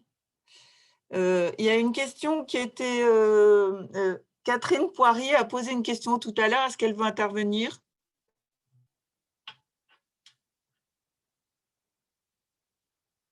Non plus. Je crois qu'elle demandait… Voilà. Chloé, tu réponds à la question de Catherine? C'était une des diapositives qui était présentée où Oui. il y avait 202 recours à la Comed qui étaient favorables. Il y avait 85 personnes qui avaient été relogées. Et voilà, 40 refus. Alors, 40 et 45, c'est ces chiffres-là que je ne comprends pas. Ça ne fait pas le total. Comment vous fonctionnez là-dessus? 85 relogements sur 202, 40 refus et 45. Les 45, je ne sais pas d'où ils viennent. Chloé, il faut que tu actives ton micro. C'est une question qui est très basique, hein, je sais, mais je ne comprends pas comment ça s'articule. Oui, bah, pas de La question, alors là, peut-être que faudrait revérifier le calcul, mais cette information, l'idée, c'est qu'on part des offres de logement qui ont été faites et au bout du compte, on a un nombre d'offres, on ne sait pas ce qu'elles deviennent. On en a 85 qui sont un relogement, d'autres qui sont refusés et on n'arrive justement pas au compte des 202 et c'est la question qu'on pose. C'est justement la question. Bon, bah alors voilà, d'accord. Ok. Les chiffres, en fait, ce que vous me dites, c'est que les chiffres ne sont pas fiables. Non, je ne dis pas que les chiffres ne sont pas fiables, je dis juste que dans les données qu'on a à un instant T, il y a quelques offres de relogement, on ne sait pas ce qu'elles sont devenues. Les 85 relogements, les 40 refus sont fiables. C'est juste que pour certaines offres, on ne sait pas ce qu'elles deviennent.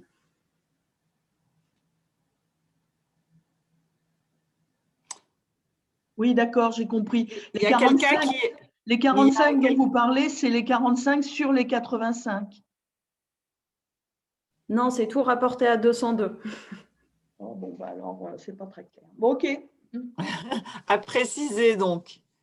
Il y a une proposition. Est-ce que les demandes DALO, ça ne serait pas les demandes DALO requalifiées en DAO? Alors non. Ok.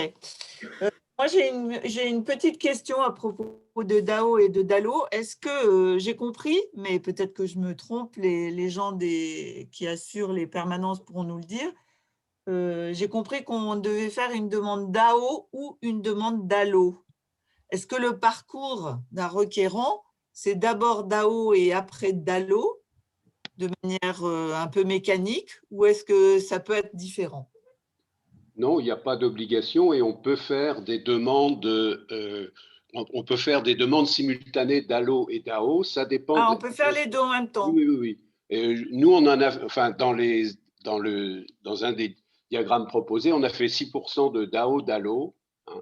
Simplement, il faut que la situation de la personne permette de les faire, parce qu'il ne faut pas que ça soit pris par la Comède comme un moyen d'accélérer l'examen de la demande, puisque en général, DAO a un délai d'examen qui est beaucoup plus court.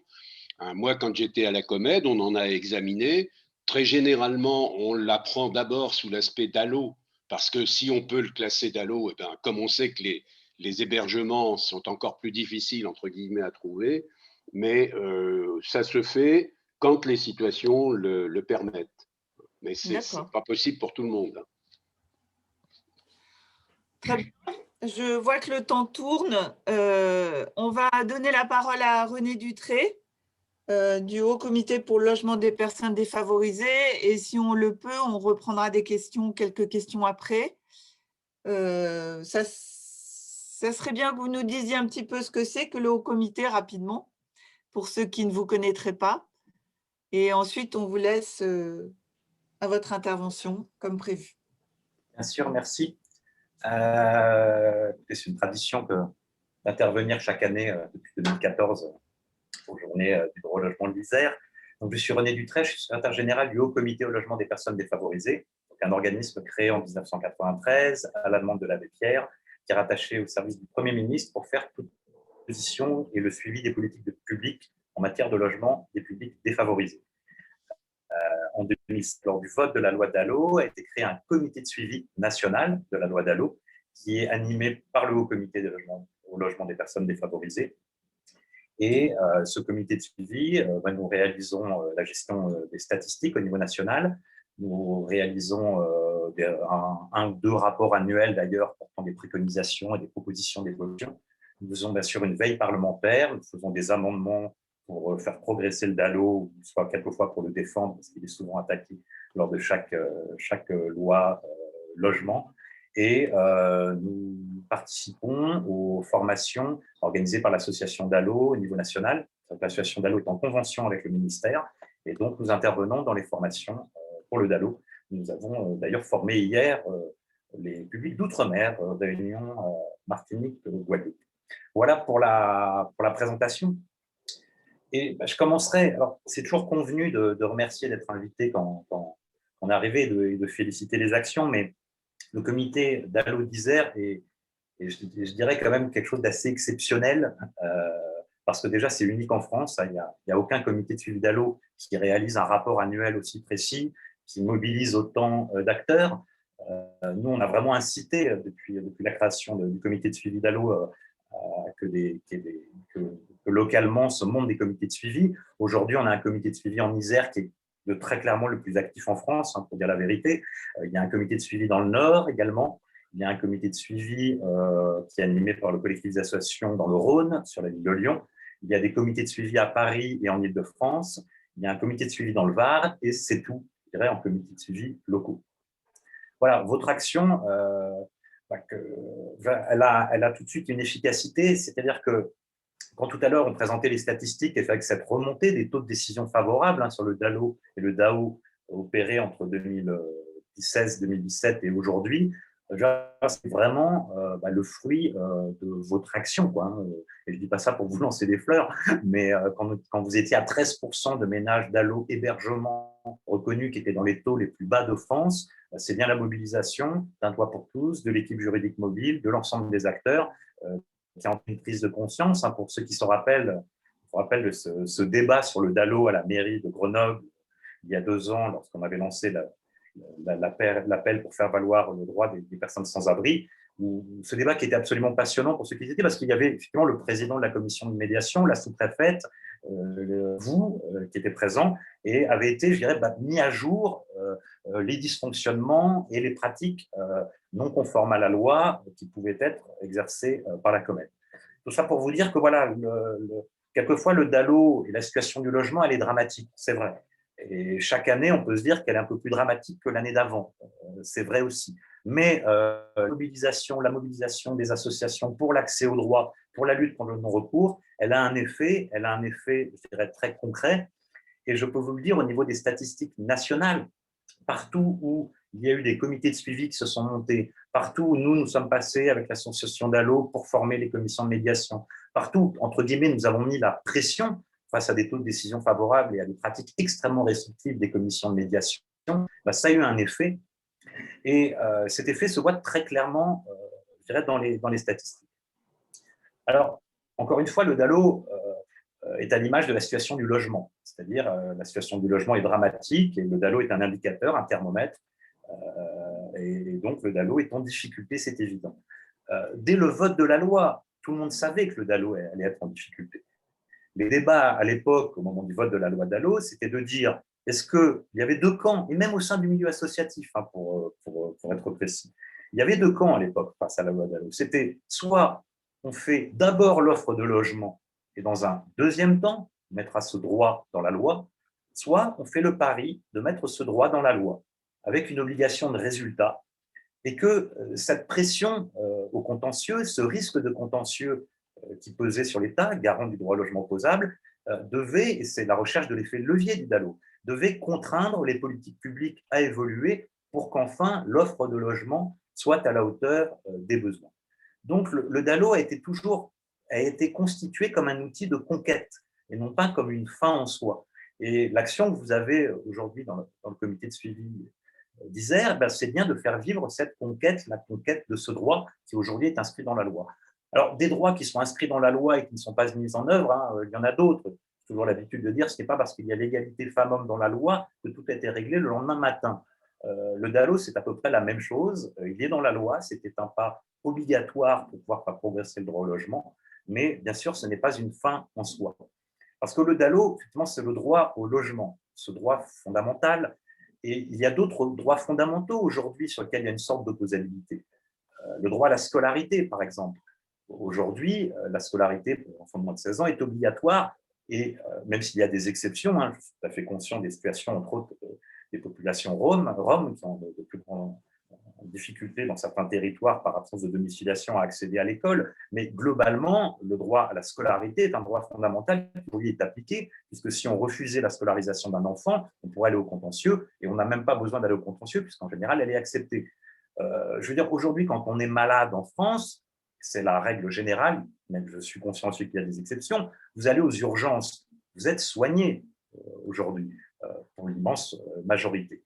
L'objectif du droit au logement opposable, c'est le même, c'est-à-dire d'engager une sorte de systématisme où, quand son droit au logement n'est pas respecté, qu'il soit considéré exactement comme une urgence médicale.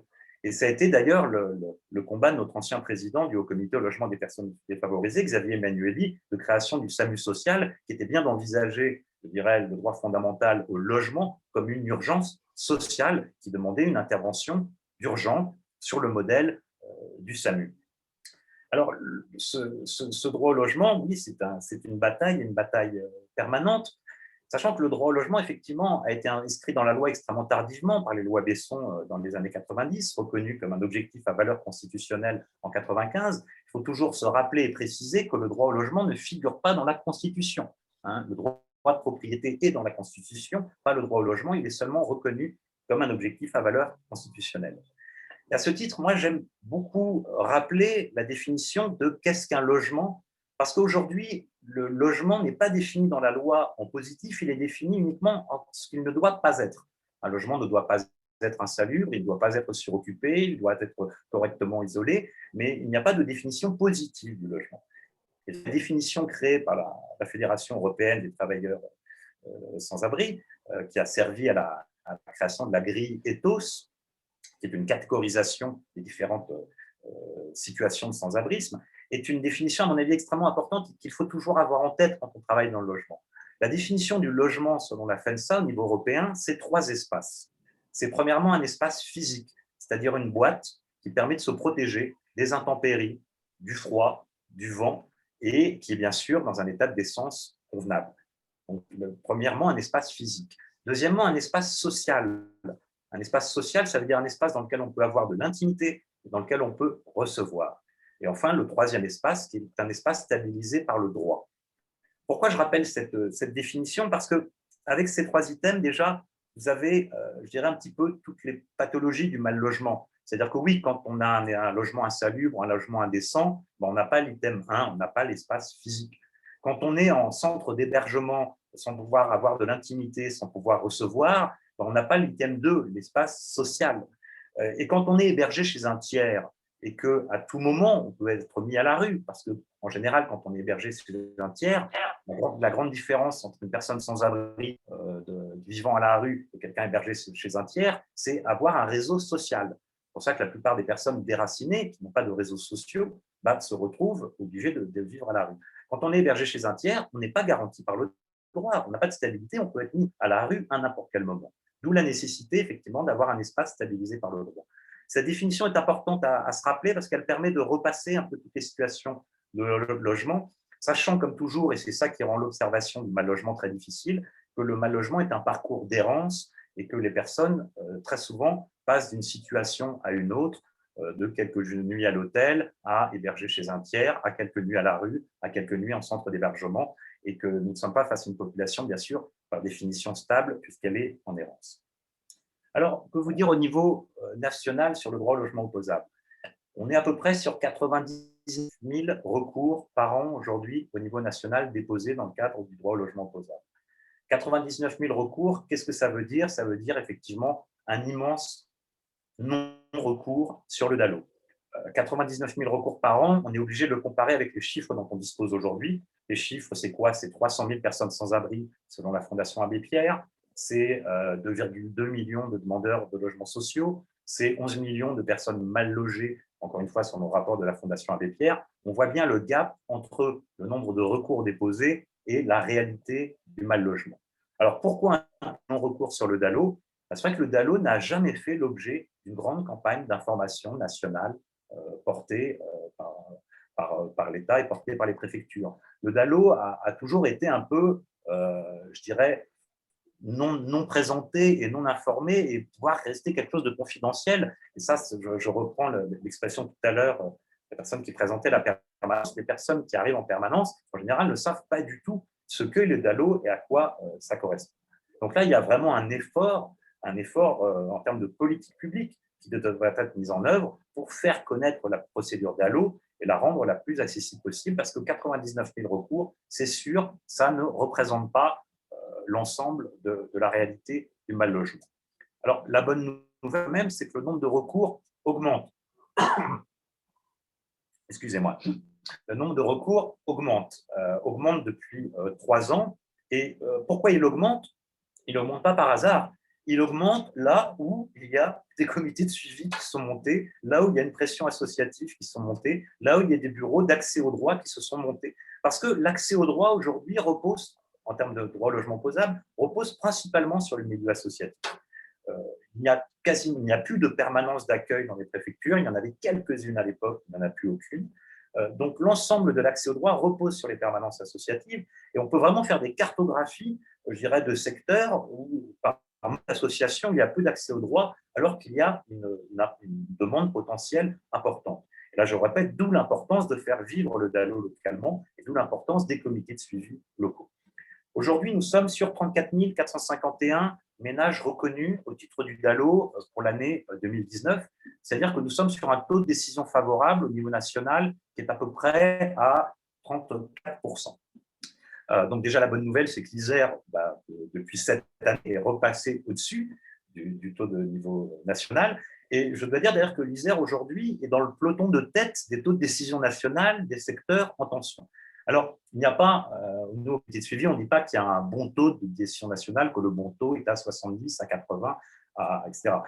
Ce qui est sûr, c'est que les pratiques restrictives mises en œuvre par les COMED, je dirais, diminuent la réalité de l'effectivité du droit au logement opposable. Ce qui est sûr, c'est qu'on le constate en un coup d'œil sur un graphique, plus le territoire est en tension, plus les commissions de médiation ont tendance à avoir des pratiques de plus en plus restrictives. Il faut savoir que les taux de décision des commissions de médiation aujourd'hui varient de 14% pour le DALO logement à 60%. C'est-à-dire que selon le territoire dans lequel vous êtes, les pratiques sont absolument complètement différentes et ça pose vraiment un évident problème d'égalité du citoyen, d'accès à une règle qui devrait être une règle unique sur l'ensemble des territoires et qui pourtant est appliquée de façon des plus diverses. Alors, dans ces applications, là je vais faire bien sûr un petit développement, qu'est-ce qu'on remarque comme pratiques restrictives des plus courantes? Ce qui est impressionnant, c'est que les bonnes pratiques en matière de DALO ont du mal à être échangées entre les COMED. Par contre, les mauvaises pratiques se diffusent très vite. Et effectivement, cette mauvaise pratique, les démarches préalables qui a été citée tout à l'heure, c'est-à-dire que de demander aux personnes déposant un recours DALO, est-ce qu'ils ont bien été enregistrés comme public prioritaire dans les différents dispositifs, accords collectifs pour certains territoires. Et vous, je ne me rappelle jamais, parce que c'est vrai que dans l'Isère, vous avez redécliné tous les noms du logement localement, donc on est toujours un peu perdu entre le BALD et les différents organismes. Mais le fait de demander, parce que c'est le cas également, c'est le cas en Isère, mais c'est le cas à Toulouse, c'est le cas dans le Nord, c'est le cas dans différents territoires aujourd'hui, où en gros, un ménage DALO, on lui demande « est-ce que vous êtes bien inscrit aux accords collectifs avant de déposer votre recours DALO ?» Et si vous n'êtes pas inscrit aux accords collectifs, c'est refus parce que vous n'avez pas fait une démarche préalable. Et ça va même plus loin parce que cet argument marche dans les deux sens. C'est-à-dire que quelqu'un qui est inscrit aux accords collectifs dans certains départements, dont la Haute-Garonne, on a tendance à lui dire « vous êtes déjà inscrit dans les accords collectifs, donc vous ne pouvez pas déposer de recours DALO. » En gros, vous perdez à tous les coups. Alors là, vraiment, la jurisprudence est très claire. Il y a encore eu une annulation à Toulouse récemment. La démarche préalable en matière de droit au logement opposable, c'est le dépôt de demande de logement social. Et la loi même va un peu plus loin, c'est qu'elle prévoit même la possibilité de non-dépôt pour des personnes qui auraient été, entre guillemets, pris par surprise, je pense aux menacés d'expulsion, c'est-à-dire des situations qui évoluent très vite, où là, même les COMED peuvent même considérer que la démarche préalable, même si elle est tardive, est malgré tout valable. Donc, la démarche préalable consistant à dire « vous n'avez pas actionné le droit commun, vous n'avez pas été reconnu prioritaire », est une démarche, je dirais, complètement illégale. Et là, les tribunaux sont assez stables, condamnent ces pratiques assez régulièrement. La deuxième pratique restrictive, encore une fois, qu'il y a en Isère, mais c'est pour vous rassurer, je comprends que ça ne vous rassure pas, sur les pièces complémentaires. Alors, l'inflation des demandes des pièces complémentaires pousse quelquefois la procédure jusqu'à l'UBU. On est face à une population, encore une fois, qui très souvent est en errance, qui n'a pas une valise à roulettes avec l'ensemble de ces pièces administratives qu'elle trimballe de lieu d'hébergement en lieu d'accueil. La loi est assez claire. Pour déposer un dossier DALO, il faut une pièce d'identité, il faut une demande de logement social et il faut une preuve de la situation dans laquelle on est. Et cette preuve de la situation, la loi le précise très clairement, elle peut être apportée par tous les moyens, aussi bien un rapport social que n'importe quel justificatif. Et là où la loi, je dirais, va plus loin, et c'est une partie de la loi qui est très souvent ignorée par les commissions de médiation, c'est que la commission de médiation peut solliciter tous les services publics pour pouvoir objectiver la demande. C'est pour ça qu'un refus de dossier DALO pour l'absence d'une pièce complémentaire facultative prévue dans la loi et qui peut engendrer un refus n'est absolument pas acceptable puisque la commission de médiation peut elle-même solliciter toutes les administrations pour demander un complément. Par exemple, très souvent, on a des situations pour démontrer la suroccupation d'avoir un métrage de l'appartement. Alors, ce métrage, très souvent, apparaît dans les documents CAF. Donc, la commission de médiation peut très bien saisir la CAF et demander de quelle taille est le logement. Voilà sur les pièces complémentaires. Et c'est vrai que cette inflation de pièces complémentaires est assez inquiétante et rend, je dirais, le dépôt d'une demande DALO complexe et difficile et c'est une véritable restriction d'accès au droit. Alors, sur les garanties d'insertion, je balaye les différentes mauvaises pratiques. Les garanties d'insertion, c'est vrai que là, alors c'était une spécificité de l'Isère, c'est apparu en Isère, cette mauvaise pratique, et elle a eu tendance à se diffuser après dans d'autres territoires. La difficulté qu'il y a, c'est qu'en plus, elle a été confirmée par une jurisprudence du tribunal administratif de Grenoble, mais contrée dans d'autres territoires. Donc là, sur ces garanties d'insertion, qui sont quand même assez surréalistes, je rappelle que dans la loi, on est face à l'accueil inconditionnel. Alors moi, je ne suis pas juriste, mais mettre des conditions à un accueil inconditionnel dans la phrase, ça ne fonctionne pas, ça ne va pas. Ce n'est pas bon. Le principe de l'accueil inconditionnel, toute personne sans abri en situation de détresse sanitaire, sociale ou psychique a le droit à avoir un hébergé, je dirais, c'est un pilier de la solidarité nationale. Et c'est vrai que le mélanger avec le droit du séjour, en fait, en considérant que des personnes, du fait de leur absence de droit au séjour, ne vont pas s'installer durablement, est une confusion juridique parce que ce sont deux couloirs différents, ce sont deux débats complètement différents. Là, la personne, elle est présente sur le territoire, la question est de savoir où est-ce qu'elle va ce soir. Et le débat sur le droit de séjour est un autre débat et qui ne devrait normalement rien avoir et ne pas interférer. Alors ça, c'est sur l'accueil inconditionnel tel qu'il est décrit dans le Code de l'action sociale et de la famille. Mais la loi DAO va plus loin, puisque dans l'article 441.2.3, il est clairement écrit noir sur blanc. Je me le suis repris parce que je voulais le lire calmement pour rappeler à tout le monde. C'est l'article 441.2.3. Si le demandeur ne justifie pas du respect des conditions des régularités et de permanence de séjour mentionnées au premier alinéa 1, la commission peut prendre une décision favorable uniquement si elle préconise l'accueil dans une structure d'hébergement. C'est que la loi DALO a prévu, je dirais, que les personnes au droit incomplet pouvaient déposer un recours DAO et accéder à un hébergement d'urgence. Et je peux même vous raconter comment ça s'est retrouvé dans la loi. C'était une négociation à l'époque entre Xavier Emmanuel, président du Haut Comité, et Christine Boutin. Voilà. Et c'est Xavier Emmanuel qui a réussi à obtenir à l'époque de Christine Boutin, où il partageait avec elle, je ne sais pas, une certaine forme d'humanisme en tout cas, et qui a fait que cet article s'est retrouvé dans la loi. Donc cette histoire de garantie d'insertion pour refuser les DAO, parce que derrière la garantie d'insertion, bien sûr, est ciblée les personnes ont droit au complet, et je dirais, est clairement, le contraire est clairement exprimé dans la loi. Voilà, je ne vais pas balayer plus de critères, mais en tout cas, c'est les principales mauvaises pratiques auxquelles vous êtes confrontés, auxquelles on est confronté au niveau national. Je parlerai un petit peu des refus de logement, parce qu'on a beaucoup travaillé sur les refus de logement au comité. Le refus de logement, il faut vraiment intégrer une dimension psychologique du requérant, qui est un requérant DALO qui a attendu pendant des années un logement, à qui on n'a jamais demandé son avis, qui est face à une boîte noire, qui a en général peu d'informations. Et un jour, du jour au lendemain, il reçoit un coup de fil, une lettre, quelquefois d'un bailleur social qu'il ne connaît pas, en lui disant, voilà, il y a un logement, il faut le visiter très rapidement, quand on peut le visiter, parce qu'il faut savoir que les ménages DALO ne peuvent pas visiter le logement dans tous les territoires. On a découvert des territoires où les ménages DALO ne pouvaient pas visiter leur logement.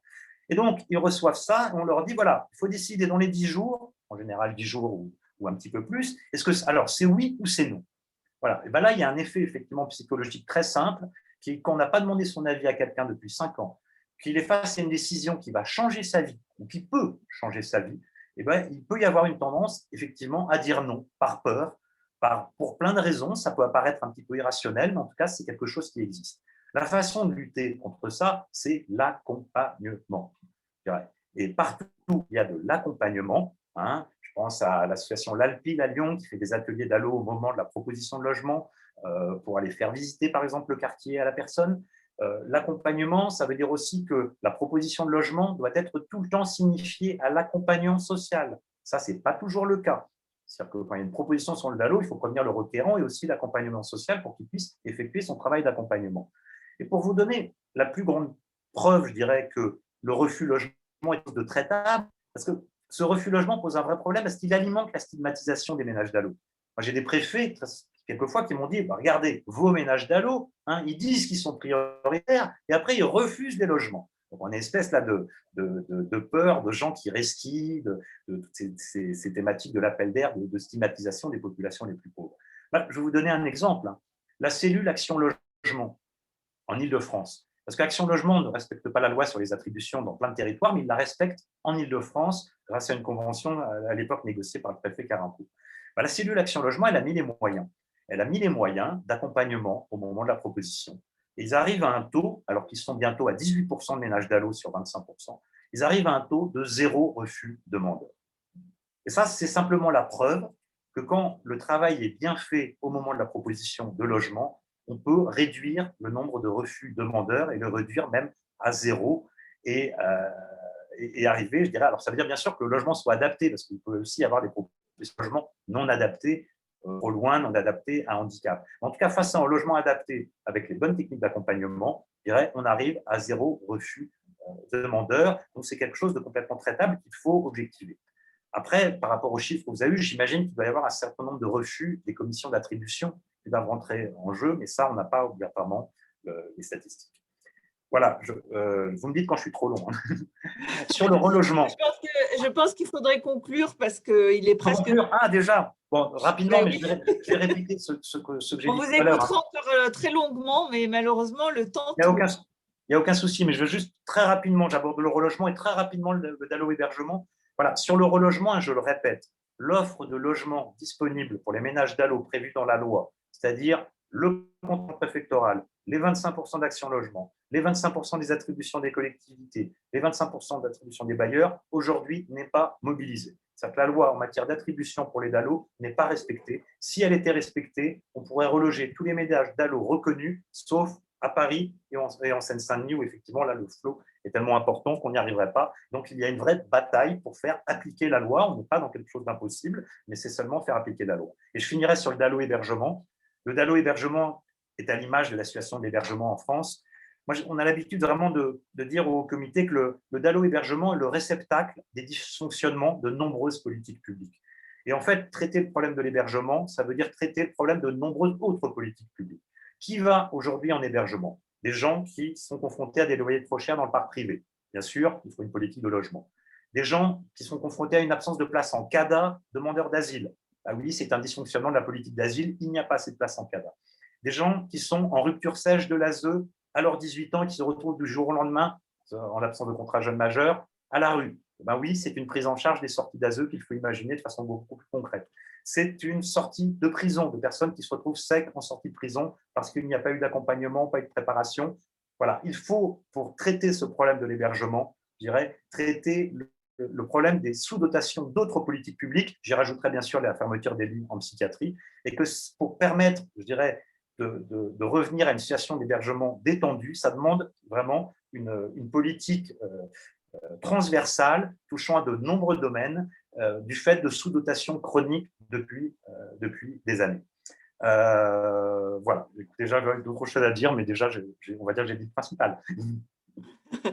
On vous remercie beaucoup. On est un petit peu désolé parce qu'on n'a pas pu répondre à toutes les questions ou donner la parole à toutes les personnes qui ont levé la main. Je pense qu'il y en a 2 au moins qui sont restés, mais je crois qu'il est temps de s'arrêter. Je voulais remercier vraiment tous les intervenants, toutes les personnes qui ont contribué à ce 12-14 et vous donner rendez-vous le 9 mars pour étudier l'hébergement chez les tiers. Voilà. Et je vous remercie beaucoup et à très bientôt. N'oubliez pas que vous avez des tas d'informations qui sont sur notre site et vous aurez le rapport. Je pense que Chloé peut envoyer aussi à la demande son PowerPoint et je lui laisse la parole si elle veut dire encore un petit mot pour conclure, non? Si, j'enverrai le PowerPoint à tous les participants. Le rapport sera disponible bientôt aussi. Et à la fin de ce 12-14, normalement, vous serez amené à répondre à un petit questionnaire d'évaluation des 12-14. Donc voilà, je vous invite à répondre. Merci. C'est important pour nous que vous répondiez, parce que ça nous permet de nous améliorer et d'avancer. À très bientôt et on espère au 9 mars.